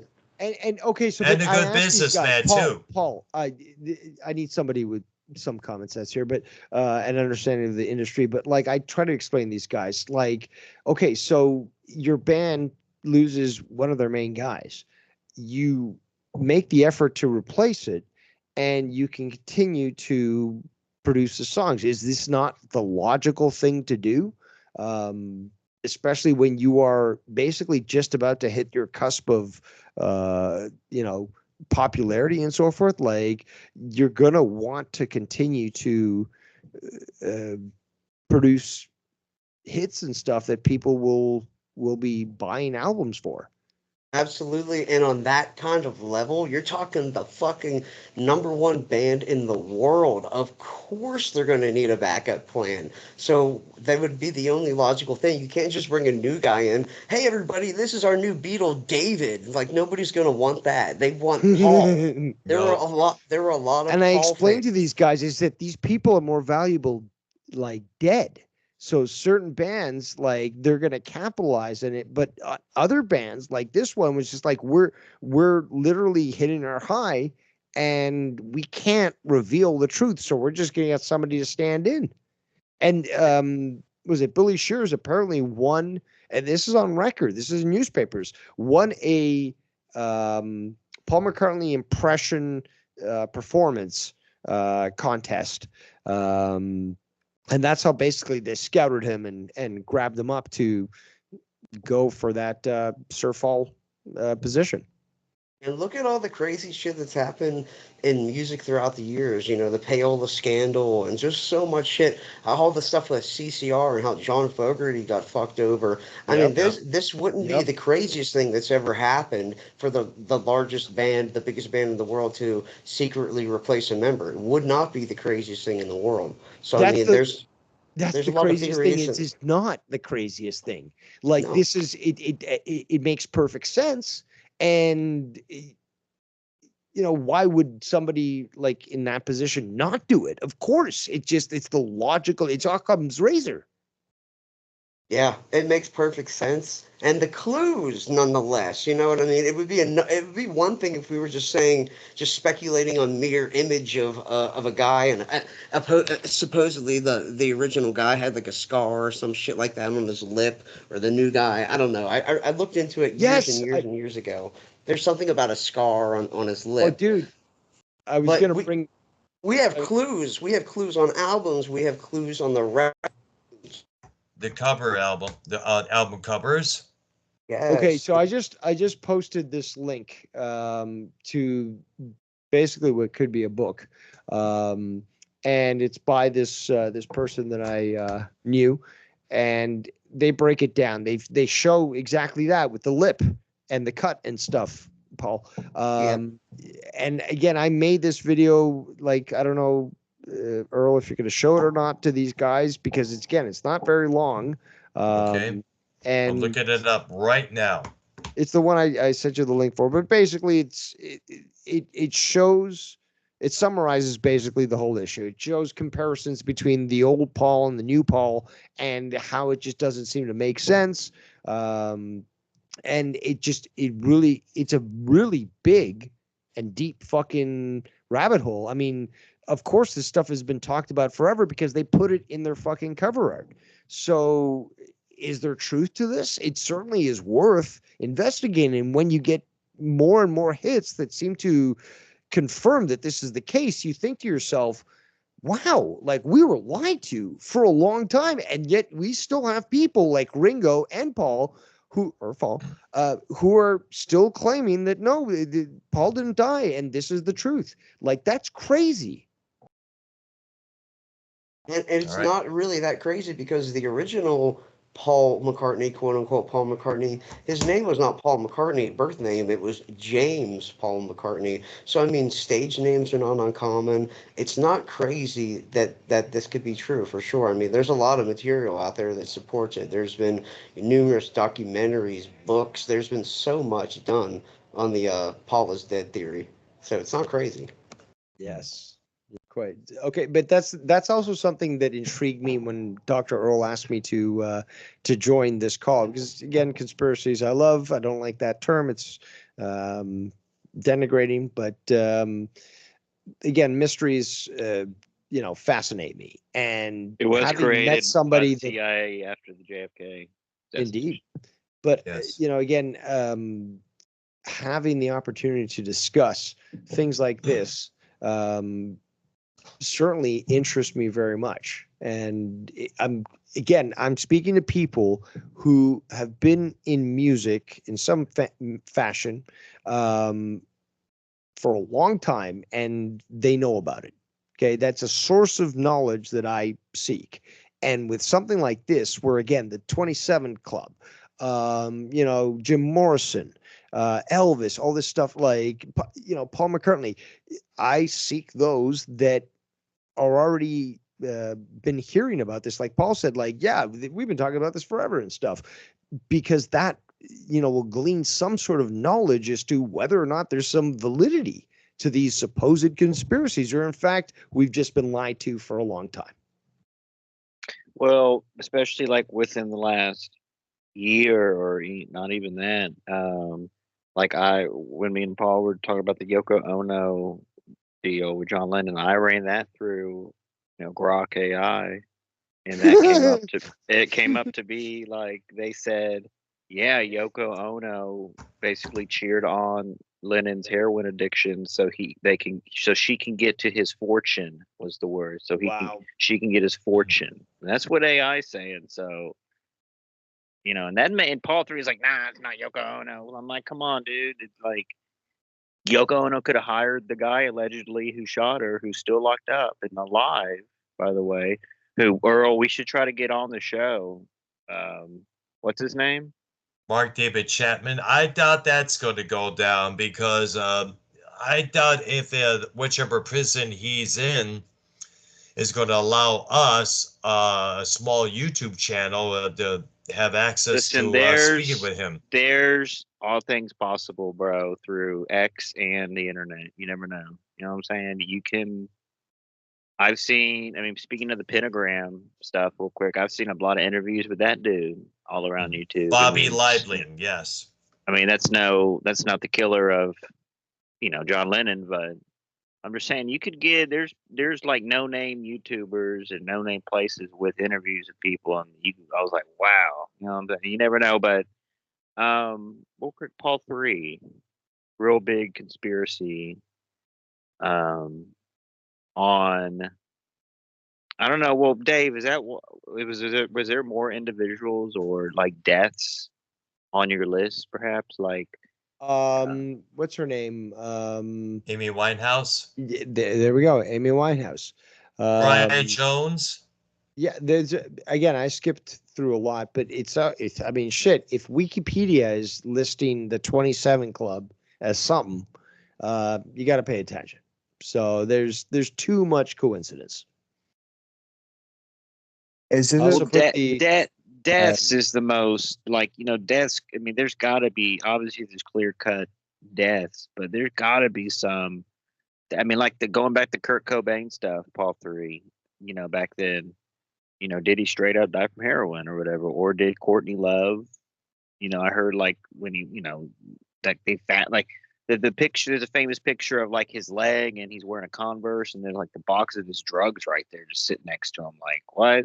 Like, Yeah, I saw that as well. Well, you got to remember, like, a lot of grunge musicians were using heroin at that time. Lane Staley being one of them as well. Yeah, I always thought it was strange that bassist player Doug McKagan was the last person to see Nirvana lead singer Kurt Cobain. I thought that was very strange, and the fact that Guns N' Roses and Nirvana had beef. Why is the last person, one of the members from Guns N' Roses, is the last person to see him alive? I just thought that was always strange. I always thought that was strange. Yeah, when you start getting involved in hard drugs, especially like heroin, bro, everything goes downhill, including your mental state. So, it's hard to say conspiracy when anybody's using like heroin and shit, because you're bound to die. Really, there's no outcome other who's than really the die one or drugs, go main to Paul? jail. Who's getting them drugs? I mean, you can always find a person, man. Like you No, can, no, no, especially but like that's the when you thing have though. connections It's like that. like they're talking to the producer or something. Yo, I need something to take the edge off. So they get whatever's He has private. friends. He has hand. He Yeah, has. what- They have friends. They have handlers and shit like Yeah, that. They have all the connections, Drug bro. dealers on speed dial. Yeah, I they mean, got they have caught. all the connections. Yeah, all right about that. They do. They really do, though.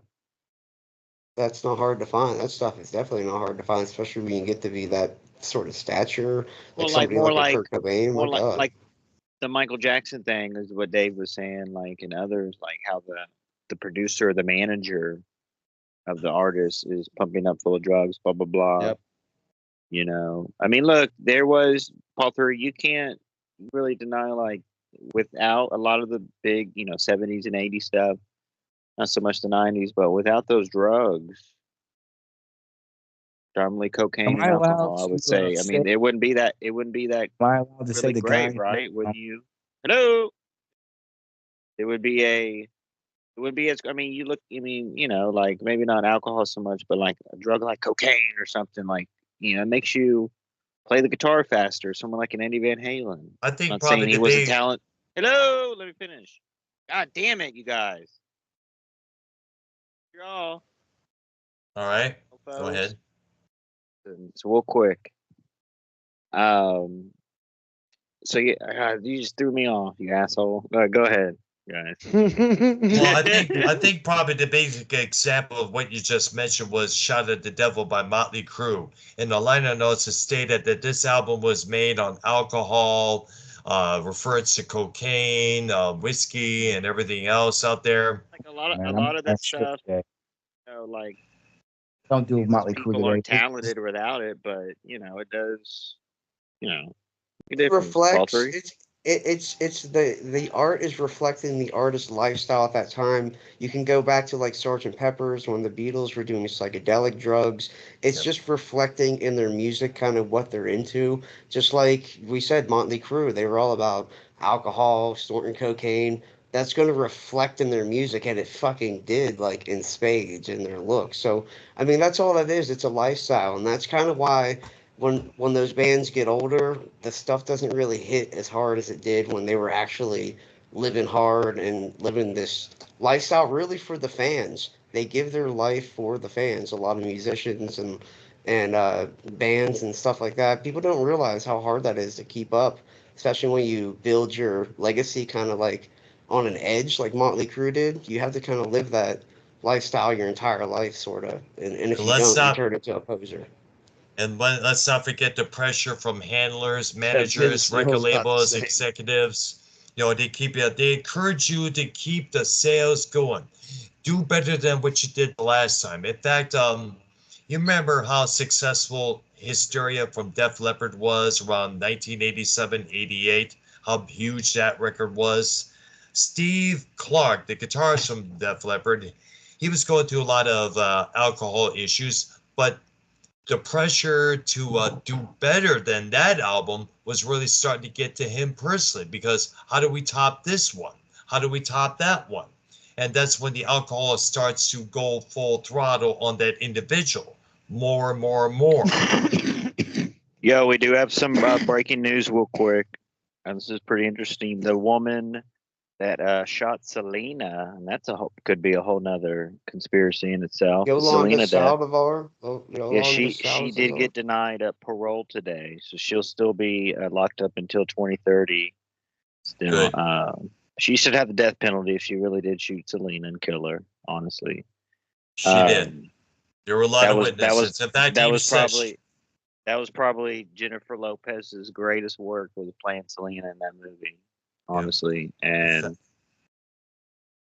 and Yeah, is that a Selena conspiracy? You think, herself. Dave? Is that a conspiracy? You think, or is that just clear cut murder right there? You think allegedly? That was a With- psychotic fan who is, I believe, the president of the Selena Fan club, yes. fan club. Yeah, Yeah. and yeah, she was a stalker, obsessed.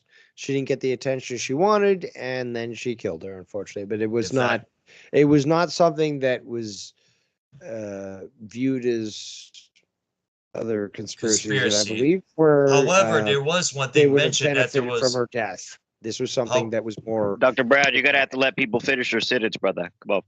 Because I don't know when they're gonna. Well, let me add this. Let's not forget there was apparently money embezzlement from the fan club's funds.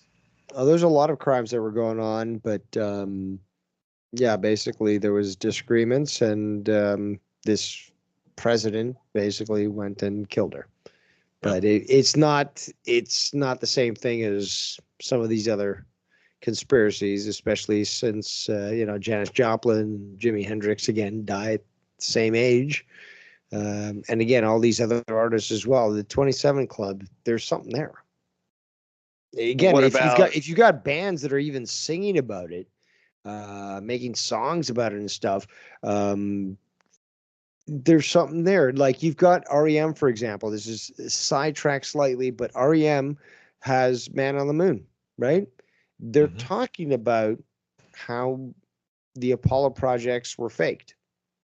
If you listen to it and you understand, and there's so many other songs that basically reveal what really is going on, because the music industry, the movie industry, that's why you also see a lot of pop culture jokes about the moon landings, the American moon landings being faked, is because this is understood in the industry.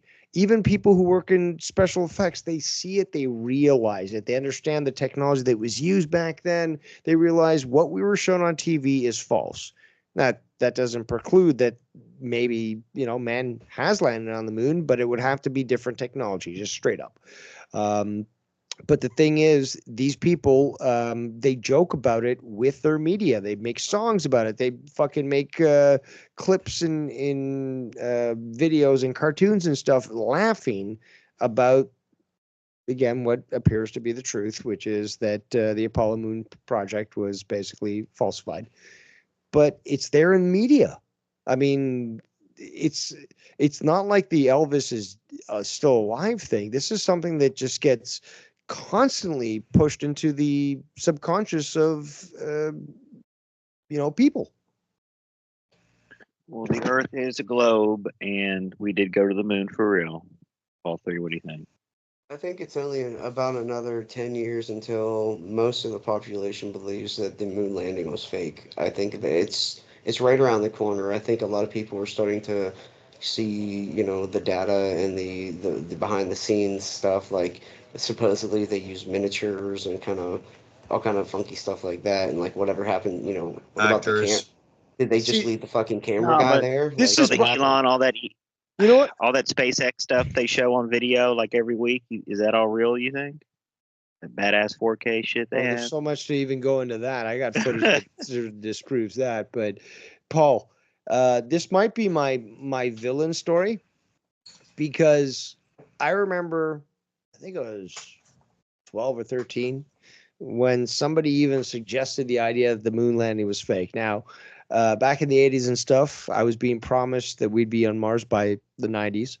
And there was all this great art and stuff, the toys, Lego and stuff all showed, space stuff. I was down. And the suggestion of it in the early 90s that it could have been faked was an insult. Yes.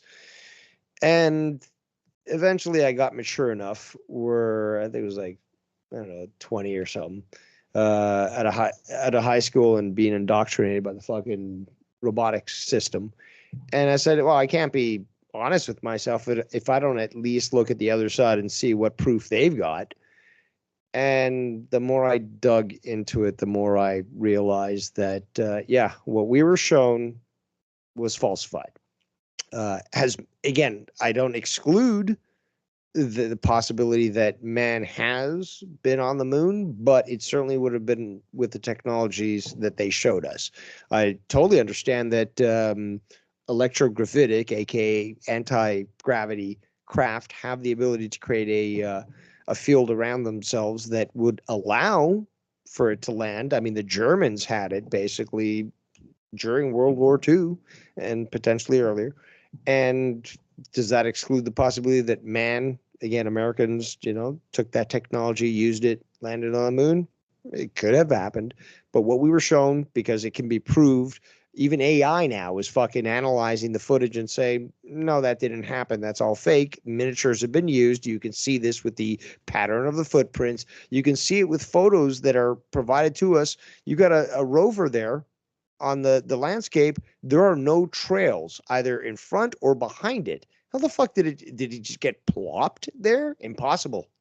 And there's the shadows don't match. This is something that the more I looked into, the more I realized how wrong I was. And no matter how much you are in love with the ideal of an accomplishment like this, you've got to be honest with yourself. This is why I think a lot of people that are claimed to be conspiracy theorists are given, the short end of the rope, which is they're immediately dismissed. But again, they came to that conclusion because they actually were like them. They thought, no, this is impossible. Like, these people are crazy. And then when you look more and more into it, you realize, oh shit, I was wrong. And this goes deeper than I thought, just like 9/11, for example, or the USS Liberty, or the Gulf of Tonkin. Dr. Leah Brown and Earl Cronin over there looking like each other. It's almost like a conspiracy like that. Like, oh gosh, what's up with that? I mean, like, the whole new meme, bro. It's the new community meme. Like, it's kind of saying, funny you mention that, because if Lee's trying to look like me, she's got to get a haircut like not. I got. I know exactly. I don't think she would. Exactly. Come on. that is true. The hair is different, but the jawlines is identical, brother. It's like you're. No, what's the Paul 3? What conspiracies did you have though? Honestly,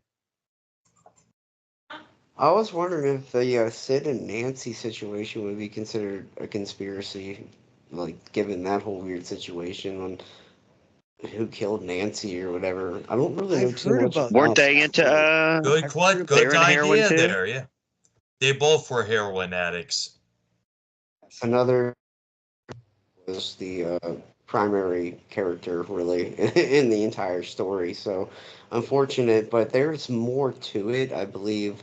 I think Nancy was stabbed or something, and then Sid went on trial or was going to go on trial, and then he overdosed as well. So that is a very sickening Yeah. story. Exactly. And there's been other instances of people being in similar situations where they knew a lot and they end up dying by overdose. So yeah, Paul, you're fucking. I remember the story too, but like, yeah, it connects to a lot of other accidental deaths in quotations where these people are exposed to a lot of stuff, and if they talk, people go down. So, oh, it's accidental death, it's just a fucking overdose. Nobody fucking questions it because they were already promoted in that fucking lifestyle, and their producers and all, their handlers are the ones that are doing that. That's why, what I was saying earlier correlates, is that the fact is that if you get them into a lifestyle of drug abuse, well, if they accidentally die, well, it was just their lifestyle and stuff. Meanwhile, you rake it in. You make bank because, oh, I was just managing them. Meanwhile, being a fucking puppet master, hoping for their demise and then getting that payout. Thoughts? And that's kind of like the Brian Wilson and Dr. Landy's story, to be honest. Brian Wilson got super fat and out of shape in the late 70s, so they hired a doctor to look after him 24 hours. And this guy, his name was Dr. Eugene Landy, and he totally over medicated Brian Wilson to the point of controlling him and getting songwriting credits and shit. I mean, it got so crazy. But this isn't. Yeah, this isn't really a conspiracy. This has all been out there and documented, and it's well, really someone has a radio on in the background or something. yeah. That's sorry. Brownie.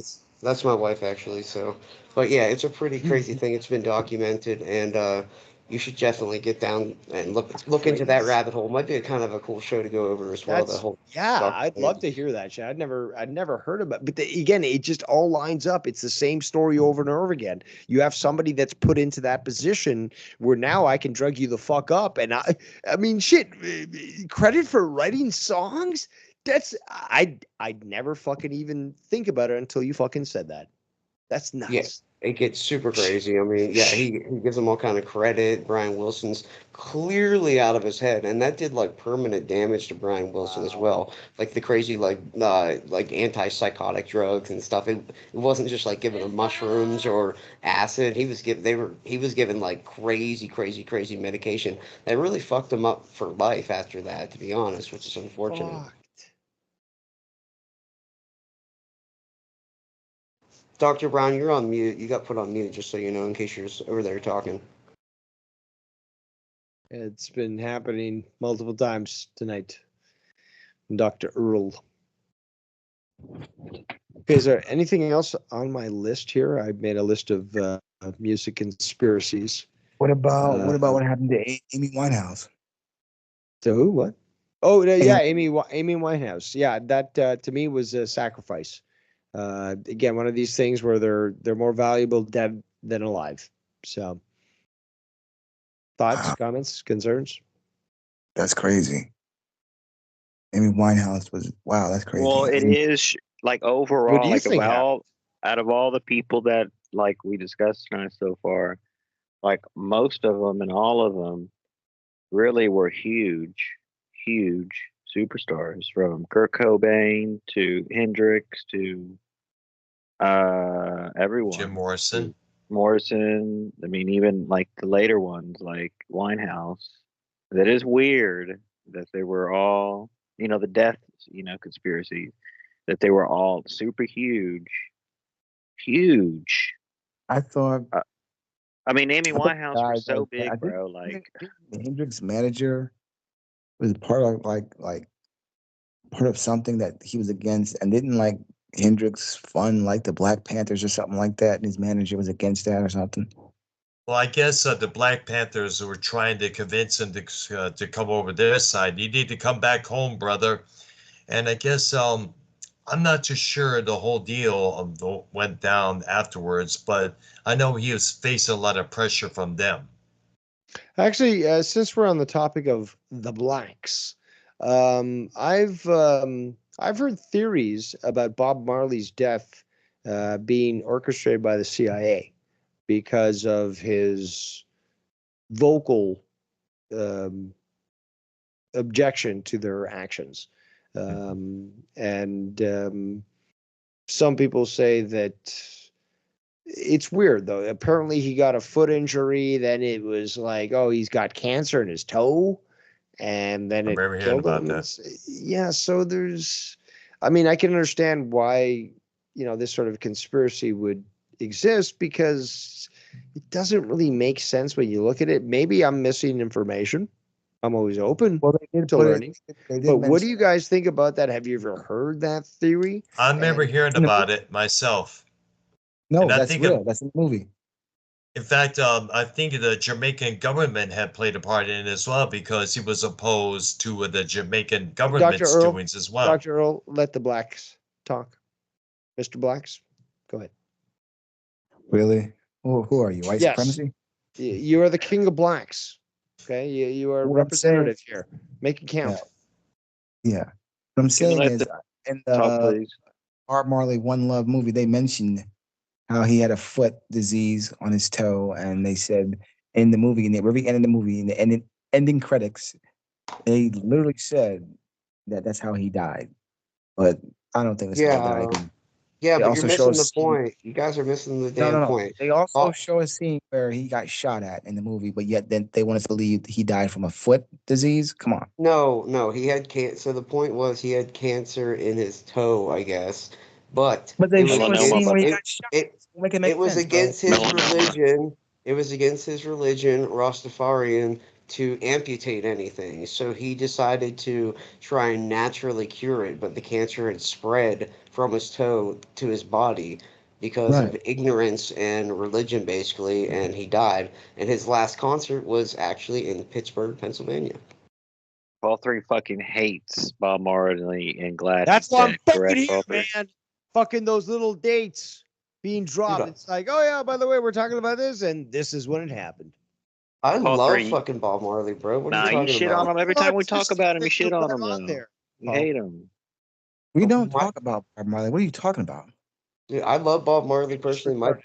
My band just jamming last night, and we like never play Nah, regular because remember Paul shows 3. whatsoever. Remember Paul 3.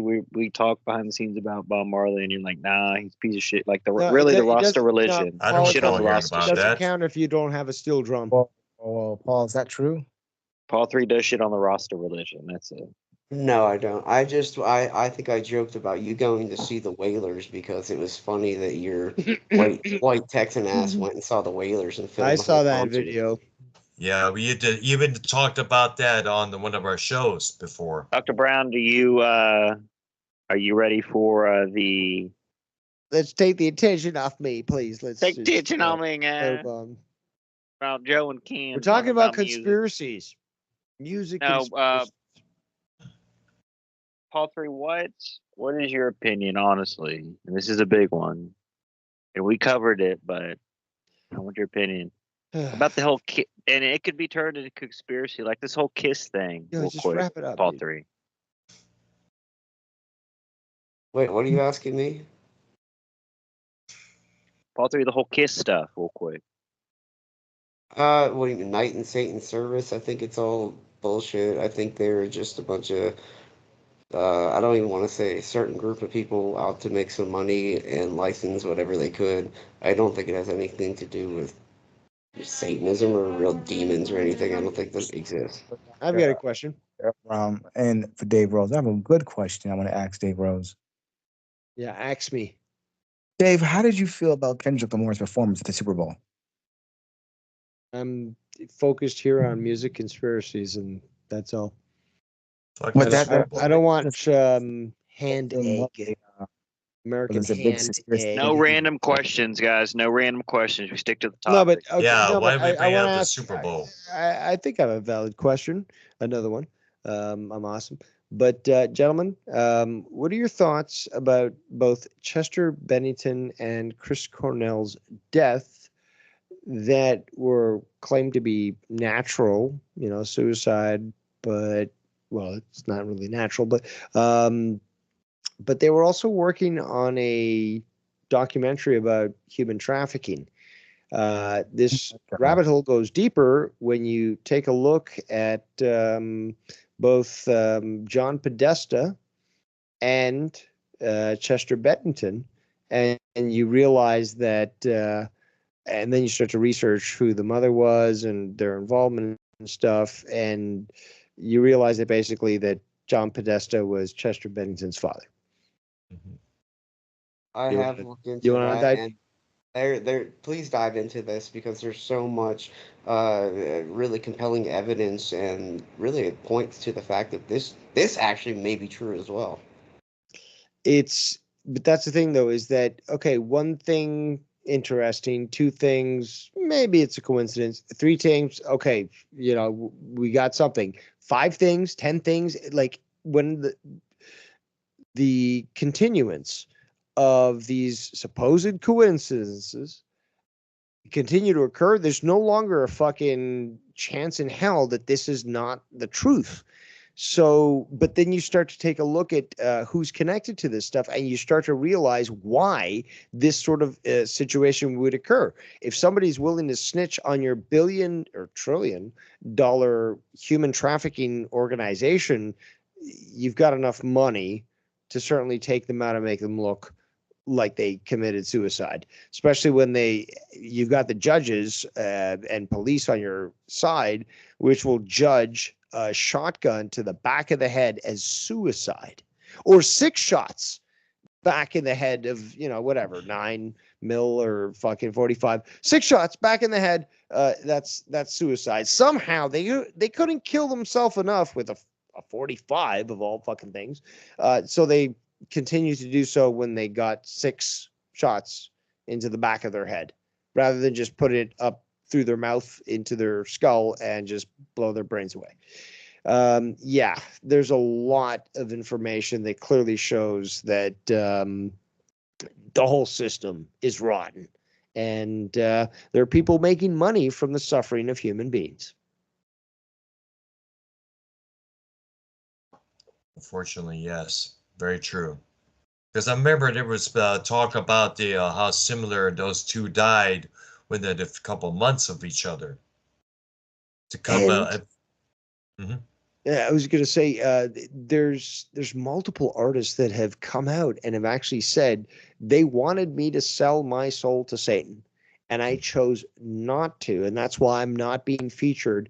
And I'm not in the same prominence that I used to be because I just chose not to. Or there's people like I think it was the Pussycat Dolls. They came out and basically admitted they were just being human trafficked. They were being passed around to executives and having sex with all these guys, and then their music was Yep. made popular and so forth. So Yep. like there's but like again like there's Harvey Weinstein in the movies, but like there's hundreds of them in the fucking music industry. And you have what happened with Justin Bieber, where you've got so much overwhelming evidence where he was basically drugged. You've got fucking Diddy rubbing down the fucking baby oil, which apparently had GHB in it, and it rendered their victims unconscious. They raped them on video, just like Epstein would do. You once they wake up, you show them the video and be like, "Yo, you're mine now. I own you. I could release this if you want." And you try to fuck around, or you do what I say, and you can see Justin Bieber right now that he's going through some sort of issue because he's been tweeting these like obscure things, but it's all referencing the fact that this guy was used as a fucking sex doll by Diddy and his fucking crew. There's that video, I'm not sure if you've seen, where there's a guy standing and then Bieber comes up, obviously he was, giving him, a blowjob, and he comes up looking confused and obviously disoriented, and everyone all around is cheering. Have you guys seen that video? With football player Odell Beckham. Yeah, he was giving Odell Beckham a blowjob. There we go. And the camera goes around the club, and Speaking of Diddy, Justin Bieber coming up under the table and giving him, that really. Speaking of P Diddy, have you ever heard that few seconds of that audio apparently of a Diddy and some other rapper clapping each other's cheeks? Oh! Have you ever heard that? Yeah. Yes. When I heard about Mike's like, geez, what the hell, man? Justin Bieber was caught, smuggling with Jaden Smith and Coachella, like they were hugging and kissing, and it was weird. And Jaden Smith is constantly going around either with his pants by his ankles or with a dress or something. Yeah, Jaden Smith talking about he's gay and he wants a boyfriend. I don't think you want a boyfriend. I think you have a boyfriend, my friend. Oh, and there's videos of Will Smith trying to get too cozy with his son, and even really, he's trying to get real, on a talk show, and even Jaden is trying to push him off and stuff, but he's getting real close. What? I didn't hear that about that one. That's new to me. Oh, it's out there, dude. Just YouTube it. I will after the show. Paul, what do you think about this conspiracy with Foreigner? Like they keep touring, but like without even the original members, even the singer that got replaced. Lou Graham. Yeah, in fact, Kelly Hansen. No. Oh my God, Brown! Can I finish? I was trying to talk. But no, you're interrupting people. Every time someone's talking, you keep interrupting. That's disturbing. You gotta let people finish their sentence. No, it doesn't happen with me there, Wire. I don't know what you're talking about. People can't even finish their words. I'm like, the sky is, and then Brown's like blue. I was gonna say blue. All right, Wire, the floor is yours. But seriously, no. Go ahead, Brown is right though. The whole so like obviously the original lead singer is not with the Foreigner band now, but the replacement singer can't play with them now. So now they got a Spanish guy gonna sing the songs in Spanish in their South American tour, which I think is pretty cool. I mean, that's like what other band could do that? But I mean, you got to replace unless the singer can sing in a different language anyway. But they're doing this Foreigner tour, and the songs are going to be in Spanish, some of them, and then they're going to have Lou Graham sings some in English, obviously, the original singer. But Paul Three, you think about this foreigner thing. I mean, bands can live forever. You I know, think they're only doing the Spanish thing because Lou Graham definitely can't carry an entire show by himself nowadays. uh, Like, there's no way. So they're just basically giving him a couple songs to come out there and give them a little bit of clout to have an original member because a lot of these bands, man, they're really just they're just corporations and managers and paid studio musicians banking on a name, bro. That's really what they are. They're really not bands in the sense of what they were when they first formed and what we love them for. They're really not, bro. Like the big bands are just a part of the corporate machine, just like a fucking McDonald's or a damn fucking KFC, pretty much. Like Foreigner is like a fast food restaurant only in band form. They're there to make Yeah. money, and that's pretty much It's it. kind of. I got the article up on I like blabbermouth.net. that analogy.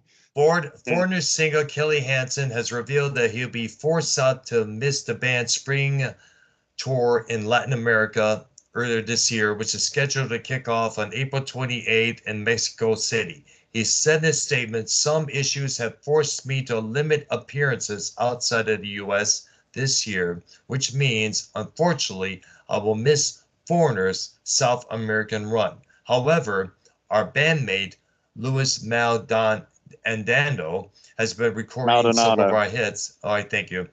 And some of our recorded some of our hits in Spanish, and he'll be handling most of the vocals along with original frontman Lou Graham, who will be guesting with Foreigner on those shows. I That is know pretty they will cool. smash it. That is cool, but honestly, I would rather go see a $5 or $10 foreigner tribute band than pay hundreds of dollars to see this foreigner, which isn't even.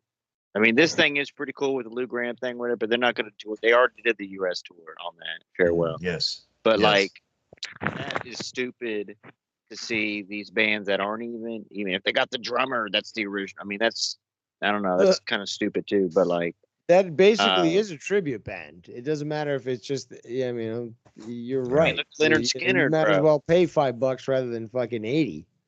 Like Leonard You're Skinner, probably gonna get a better show from the fucking cheaper yeah, one. I know. That's you true will, there. and it'll be like a smaller venue. You'll get better view because, bro. I mean, look at Leonard Skinner. They're not. I mean, they all died in plane Dude, crashes. you're basically cross-checking grandmas to get those fucking pics that are thrown out to the crowd. I Yeah. know why are. That and Paul Three is right. Like concerts nowadays. I mean, I don't know about like a rap show. I'm sure that's more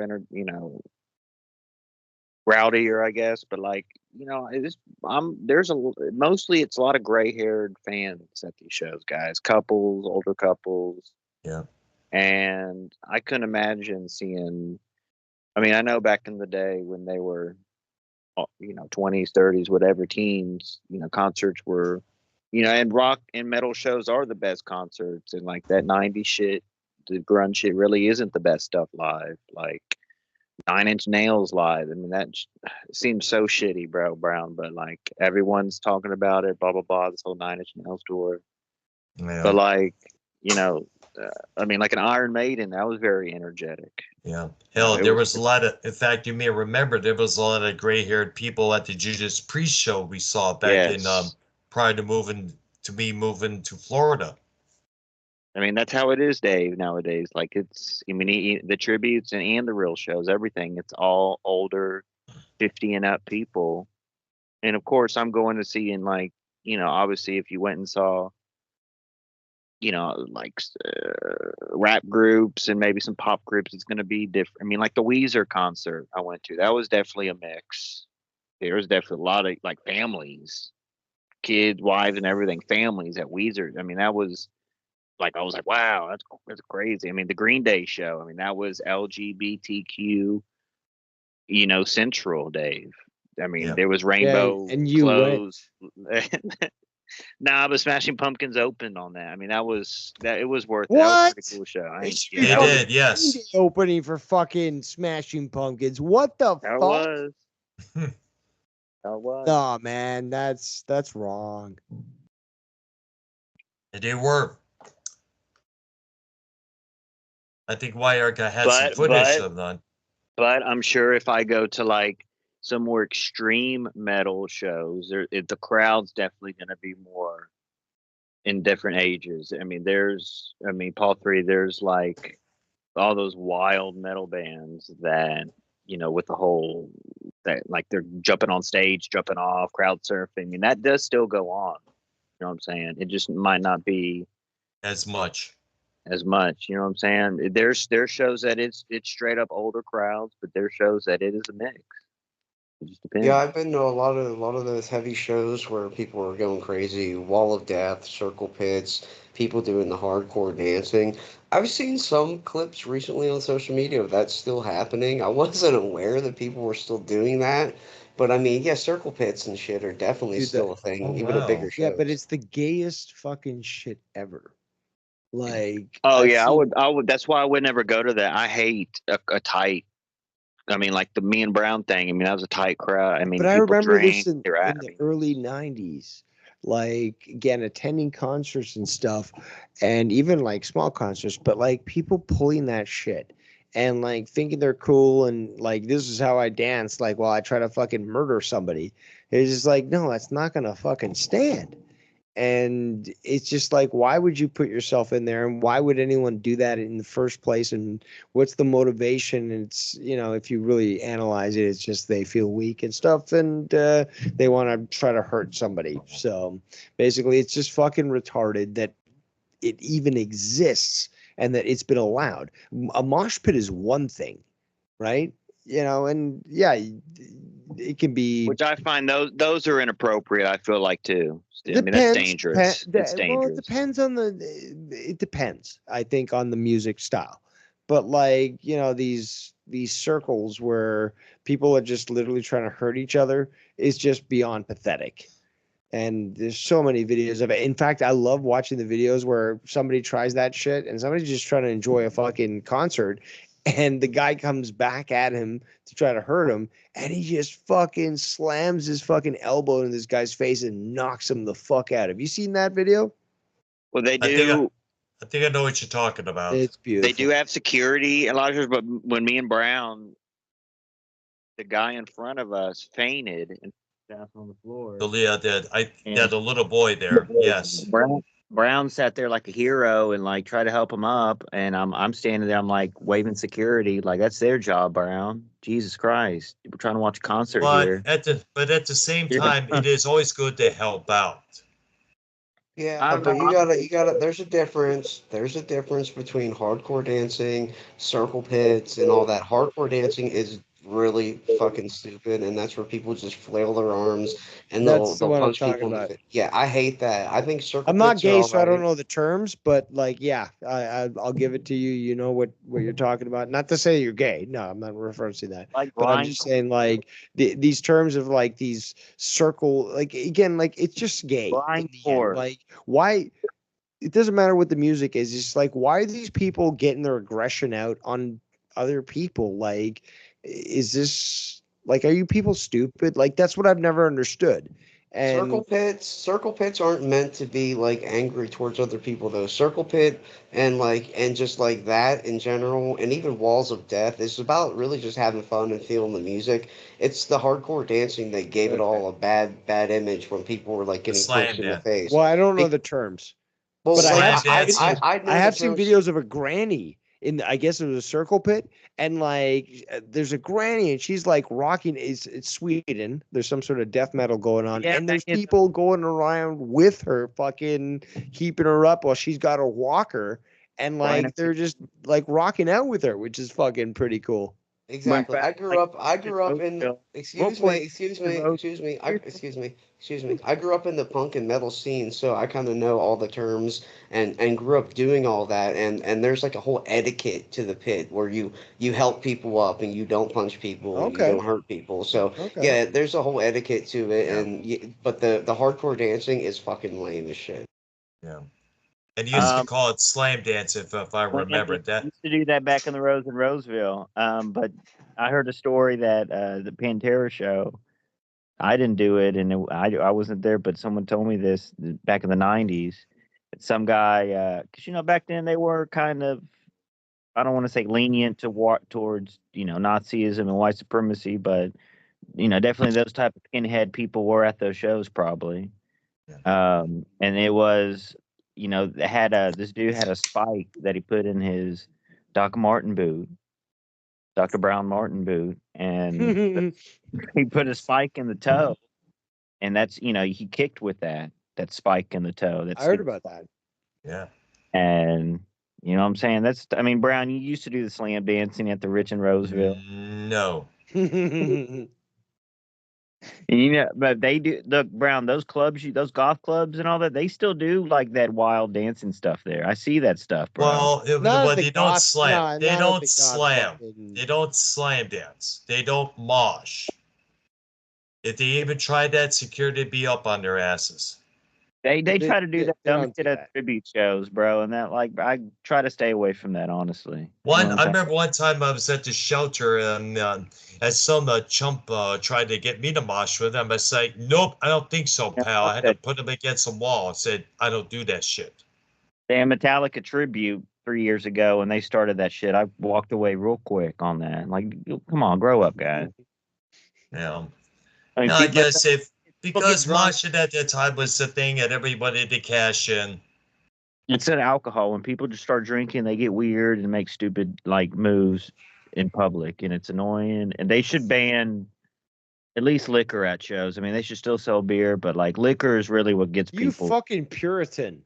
I can drink a beer and fucking enjoy a fucking show and not act like a retard, which is why I'm criticizing these fucking kids who maybe need fucking alcohol to chill out because they're like, yo, let me beat the shit out of other people. It's like, dude, you've got bigger problems. You got psychological problems if you just want to fucking be in a fucking death pit there and fucking beat other people. It's like, relax with the cockswacks. Well, there is a lot of people out there and I can make it happen because I have direct connection, but a lot of people want Dave Rose on monetize his 500. I've heard, that's the rumor. That's what I've heard, and through the grapevine. I can help Heard it through the grapevine. I can help you get on. About to lose my mind. Dave, I can help you get back cool with Joe Cronin. Okay, but Yeah, I don't think that's going to happen. well, it has actually, to be pro wrestling based. good reference, YR, because the fact is, I've actually said this since I think I was 14 or something, but I don't burn bridges, I bomb them.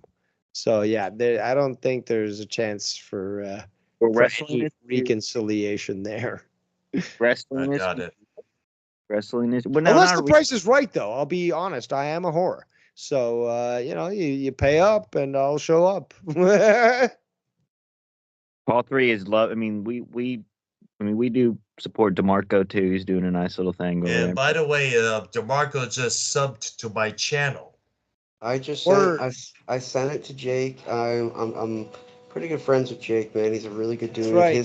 His content is awesome. He just upgraded his whole setup, bro. He has like a Acknowledge stream, dude. He has a stream Nice. deck. He has all kind of stuff. So check his channel out. Countdown ended. Very good dude, and he's on his own now and kicking ass, man. So Good. I heard. Also, I've seen him. So the rumors are true. He did actually separate from Joe.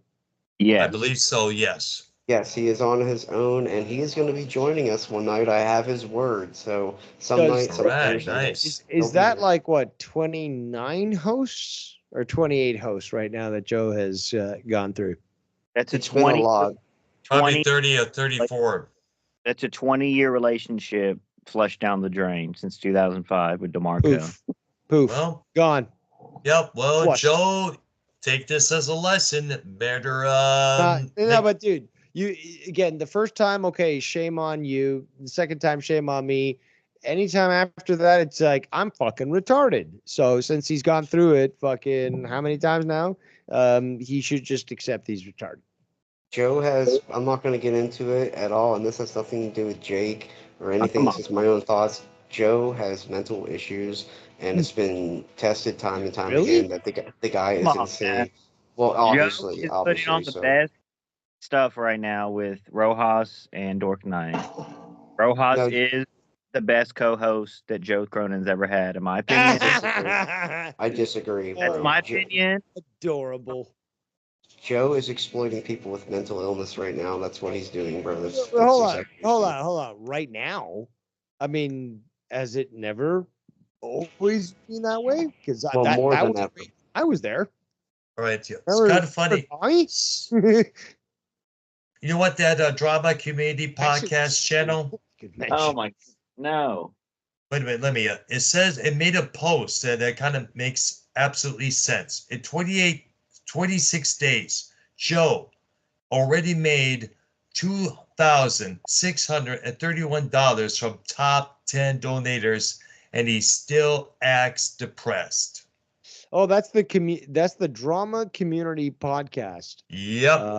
Yep. And I saw that post earlier. They are hilarious. So The did videos I. that they've used That with is. the AI, that is such a fresh. And I've mentioned this. I know we're kind of steering from the topic, but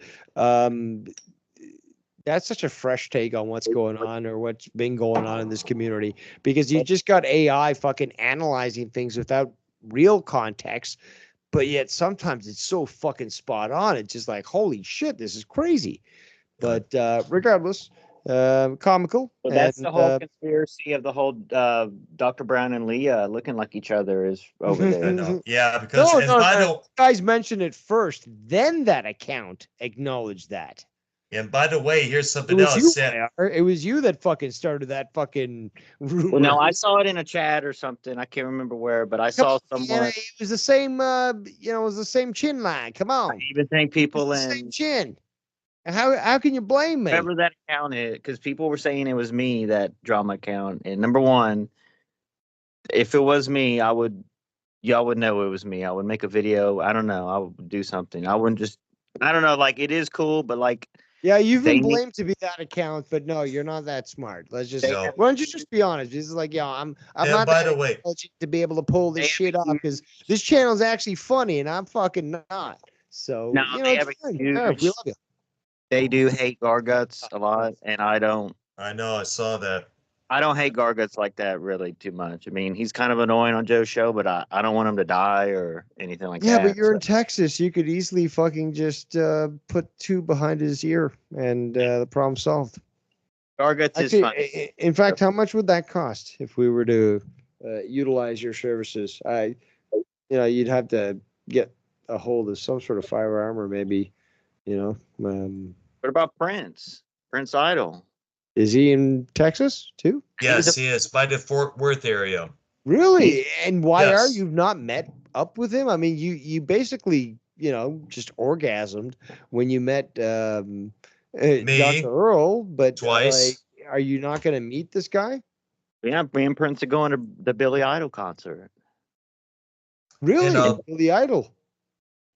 in Joan Jett. Yeah, we got to get. And I was going to Joan bring Jett's this up. opening for Billy Yeah. Idol? Yeah, Probably a That dual doesn't concert. sound like a bad concert. it's not that expensive. It's not like It's like not, this- and it's certainly not covers either. Like, these are the real bands, right? Correct. Yes. Right. What are you, his agent? I'm talking to YR. Prince and YR go to Billy Idol, and Dave Rose does covers it for us. We'll vlog and everything. And you can, no, but Prince. I certainly could. I'm certainly capable. You know that. Prince, you are a black man on a white man's, show in a white community here, lily white community, and you do fit in pretty good. And we do like you're the best. You're the best African. When you take him to the concert, make sure to have a leash on him. We're gonna. Oh shit. And by the way, speaking of the Leah thing, there, I just put a little screenshot of the comparisons of what the Drama Community Podcast did, and guess what? They added your face onto Leah's hairdo there. Yes, it is similar. Look, I did Are you sure That- that chin? all of our jawlines and chins match, but they need to That's do the a real different- conspiracy. Do a And in different. fact, that photo channel of, made that video where it's just like they took the clip from Our Ace music Ventura. show. No, Ace Ventura. They took the clip where Music it's like Maniac. Finkel is Einhorn, Einhorn is Finkel. Yeah. Ah! Mhm. Yo, but that is a bad picture of Brown. They need to do a better picture of Brown to make it. It's like a small makes Brown's head look small in that picture. Have to do like a better With my hair down there, when I had my hair still. either way, because that's like a flat. Like your hair was puffier in times too. So like you could really. I mean, it's all about the jawline. Obviously, when Joe It's all doesn't, about the jawline. when Joe isn't making too much money, I'm not saying he's not feeding people, but Leah's not eating much probably. So she's, her jawline is getting, I mean, it's got to be it. I'm not saying she's fat. She's skinny, I think, so But that's her body frame, I'm thinking. nutrition, she's not getting enough nutrition in her diet, Well, perhaps. maybe she should. Yeah, Maybe we're she gonna should take find it a from job. you. We're gonna take nutritional advice from you, who you make your kolaches, whatever the fuck they're called, and it's just like, but dude, we've never seen you actually make anything that's fresh and salad or whatever. Like, come on, man, you can stop. Or he eats chicken nuggets, bro. That's literally all he eats: chicken nuggets, tater tots. He's like Yeah, a it 4-year-old. has to be pre-prepared. He could never actually, make food, and I've sort of tried to coax him to do that, posting photos of my food, and still nothing. It's Dr. Brown, what kind of pointless. food do you make? Macaroni and cheese and soup and stuff, or? No. Well, actually, my sister does a lot of the cooking at our household. In fact, when the show is over tonight, she's got some chicken tacos waiting for me and everybody else. I hope you get food poisoning. You're not making your case sound good there, Dr. Earl. Well, I'm not that much of a cook myself. I was only Okay, so just a that's prep chef at the so there's the restaurant crux of that the I matter. worked at. So Yep. Wire can be like, at least he's like me. But have you ever desired to cook? Yeah, not really that much. No, not even make your lover a sandwich after coitus? No, actually, you know what? Whenever we got done banging, me and whichever girl I was involved in, we would sit and lay back, watch TV and such, no sandwiches and much. Though once in a while we head out to a 7-Eleven to get some Hot Pockets for her and I. Oh man, that's beautiful. I love it. After fucking, we went What'd I to do? 7-Eleven for Hot Huh? Pockets. Yep. Legend. That's a Yeah. legend story. Dr. Earl Brown just turned 70 this week. Happy birthday, Doc. Oh, jeez. And hey, I'm a real Time Lord. What do you expect? Now, age means nothing to this guy. Come on, Nah, but he's not even human. He's gonna keep living. We're gonna be dead in the ground, and he's just gonna be like, yeah, I still look like this. What up? Like, Brown this is does- Music Maniacs episode Of the girls 3076. at the castle. What do you think about that, Jacob RP? I am going on the castle, and I refuse. No, Brown, you do refuse to call Joe and Ken's show because you don't get a word in, right? You said that Well, last week. there was a couple times in the past. I know And no haven't really. I know I do listen to Ken's program, but it airs on when I'm at the castle. I know I called him one time to show him the castle route. In fact, even sent him a clip of one Dominatrix who calls himself Mayhem, giving a shout out to Ken. And everyone then on the call there was like, wow, he came back with 11. And like 3 weeks ago, when you said Bullseye was trying to pitch you off or something, and that's real. No, I think no, I don't. You said I that. don't. Wait. Bullseye was trying to piss me off. Not you. I think it was. I'm getting people mixed up. Bullseye was trying to piss off. Never mind. Trying to piss off Mello, but that is real. That is a real thing. But you did. I'm just getting two people confused. My bad. But Brownie, you did say that you stopped calling in on both shows, which is whatever. Well, I stopped calling on Joe's program because the platform has changed. It's like a music nightclub that changed its musical format. It just wasn't the same no more. Joe And is plus, doing fine right now. Joe's good. I'm really impressed with what he's doing lately. Well, maybe sometime him and I can have a discussion why he still keeps going back to those clips of yesteryear. when he But knows he I have does. since matured back then. If You I don't haven't- know if, and by the way, let me bring this up. Somebody mentioned this. Joe has abandonment issues. Apparently, because you remember how Right. many shots he took at Ken, you, Dave, JB, Drew, I did a whenever they full departed from his analysis. show. Apparently, he has, what I understand, He his has dad abandonment issues and commitment issues. So these sorts of things, have you seen with JB and myself with Joe? This is insane, but this happened where he said, "Okay, I want to help build myself and my brand, and I want you guys involved, me and JB. I want you guys to cover wrestling how you want, and I'll air these things weekly." So I was like, "Yo, I'm down with Lucha Underground." JB was doing, and I did graphics for the guy. Basically, was it like the Monday Night Wars? Basically, was what he was doing. But he was reviewing both, WWE and WCW. So we put a lot of work into this, and it got to the point where we were submitting work, but Joe was not publishing it. And it's just like, dude, like if you don't release this now, it's just going to be out of date and stuff. And it got to the point where both of us, we basically said, we just can't continue to do this, even though we support your vision, and you came to us first. We just can't do this. And then we got treated as, criminals. So. And all we wanted to do is, money wasn't even discussion during these sorts of things. It's just like we just wanted to help out Joe, and we had this shared love of professional wrestling, so we thought we would do it. And yet both JB and I talked about it, just like at this point, like we've got to give up. Like he's not gonna fucking change, even though we're trying to help him out, and he asked us for help. So it's just like, it's a lost cause, and it's unfortunate, but that's where Joe is, in my opinion, from what I've seen. All right. He wants us all episode 500 to monetize this. So, Dr. Brown. Yeah,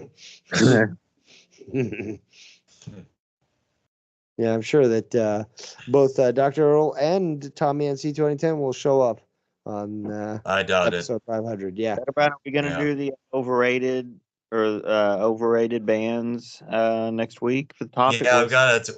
we gotta talk about that because there's so many of them out there. It's hard to keep track. And can you And do we a also test? got to mention albums and songs from them. Can you do a test stream before we go live next week so you can make sure that the stream? Well, what I'm going to be doing is I'm going to be removing some of the stuff in my audio download section because I make a lot of music sets and I have Get that them external converted hard drive like I recommended. Then you can Yeah. transfer it all on there once it's all recorded. right there. In fact, I want to do a lot of things with this computer, like fix a volume on a couple of things here. Got to talk to but my you don't- nephew you don't- about that. That's the thing. You don't have to keep deleting the stuff that you were talking about earlier. As long as you got a external hard drive, you transfer the important stuff, and you can keep the stuff that you may or may not use in the future. But the important stuff gets on that stable hard drive that, when you're not using it, isn't being used. It can be disconnected and holds all the information you've accrued over all these years. All right, I'll definitely look into that for Shizzle. Most definitely And there. and everyone check out Infowars.com. Michael Savage was on with Alex Jones today. I Dave heard is a bit of that, actually. It's been a very while since I heard. Michael Savage, I heard of him. Michael I've listened Savage. to him a few times. He is he's YR's daddy. He's OR. OR +1. What do you say about that? YR. Well, if you're born with a male genitalia, that makes you a man, right, Brown? Dr. Brown. I've been a man since I was born. I've always had my male We're talking genitalia. if Michael Savage is your daddy. When you went, Dr. Brown, when you went to Vietnam, did Oh, your jeez, dude.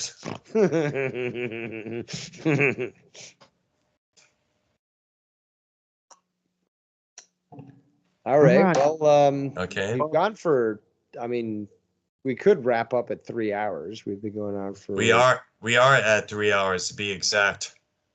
No, the video that I'm seeing is 2 hours and 49 minutes. Hmm. Oh, well, on the YouTube screen. No, well, on the YouTube, On the YouTube stream, but I don't know. Again, if you started earlier on your platform or whatever it is that you're using. But yeah, I'm just telling you what we're seeing right now, and it's probably a couple of minutes behind. Yeah. So what Yeah. I'll probably have to do is, since this is being recorded, I'll mix the recording from Skype along with the beginning from YouTube, and I'll record it into one full episode. I did that a couple of Regardless, times. it was a great show. Thank you so much for allowing me the opportunity to speak about things that some might dismiss, but call it conspiracy, call it mystery, call it whatever you want. The fact is, there are certain things that we see, and if you've got a critical mind, you will call them out. And when you see coincidences happening over again, they're not. So with all the stuff that we've discussed tonight, and I would suggest you listen back to this episode because it was jam-packed with information, you'll start to recognize that there is patterns out there, especially with the music industry, in these sorts of things. When more than one person is involved in a plan, it's considered a conspiracy. So consider that when you listen to the topics that were discussed in the show. Most definitely. Definitely for sure. All right, Dr. Blood. All right. All right, Next there. week, we'll be diving into Overrated bands and artists, songs and albums, most definitely. and I will be giving a mystery concert review. All By right. that mystery, I will be attending a concert between this time and that time of next week. So I will be giving a mystery concert review. It'll be very entertaining. And I'll have video and I'll make a vlog. So I hope y'all As can long play as long as it's not Green Day, you won't look as much as a fag as you did when you went to their concert. And why would you even give them money? How dare you? Green Day with the shit that they've said against President Trump. Yeah, I remember You that. went to their concert and you paid them money? That's Why one of me are, dude? Aubrey's You got favorite bands. some explaining to do. One of the greatest guitar players ever, Billy Joe Armstrong, guys. Oh my! Execute him. Now. Do it. not. Greatest of our Buckethead. lifetime, Billy Joe. Kill Bye-bye. him. You should check out Buckethead when he comes into town, YR. He's good. Very good. Or John 5, Michigan's own. But yeah, let's wrap up. I got to go make dinner. All right, there, Gonna make man. a I got steak so much. All right, there. Baked All right. potato too. Sweet. All right. Thank you once again to Devious Dave Rose for being the guest on our show. We look forward to having him on future episodes. Shout out to you, Dave. On behalf of myself, YR, Paul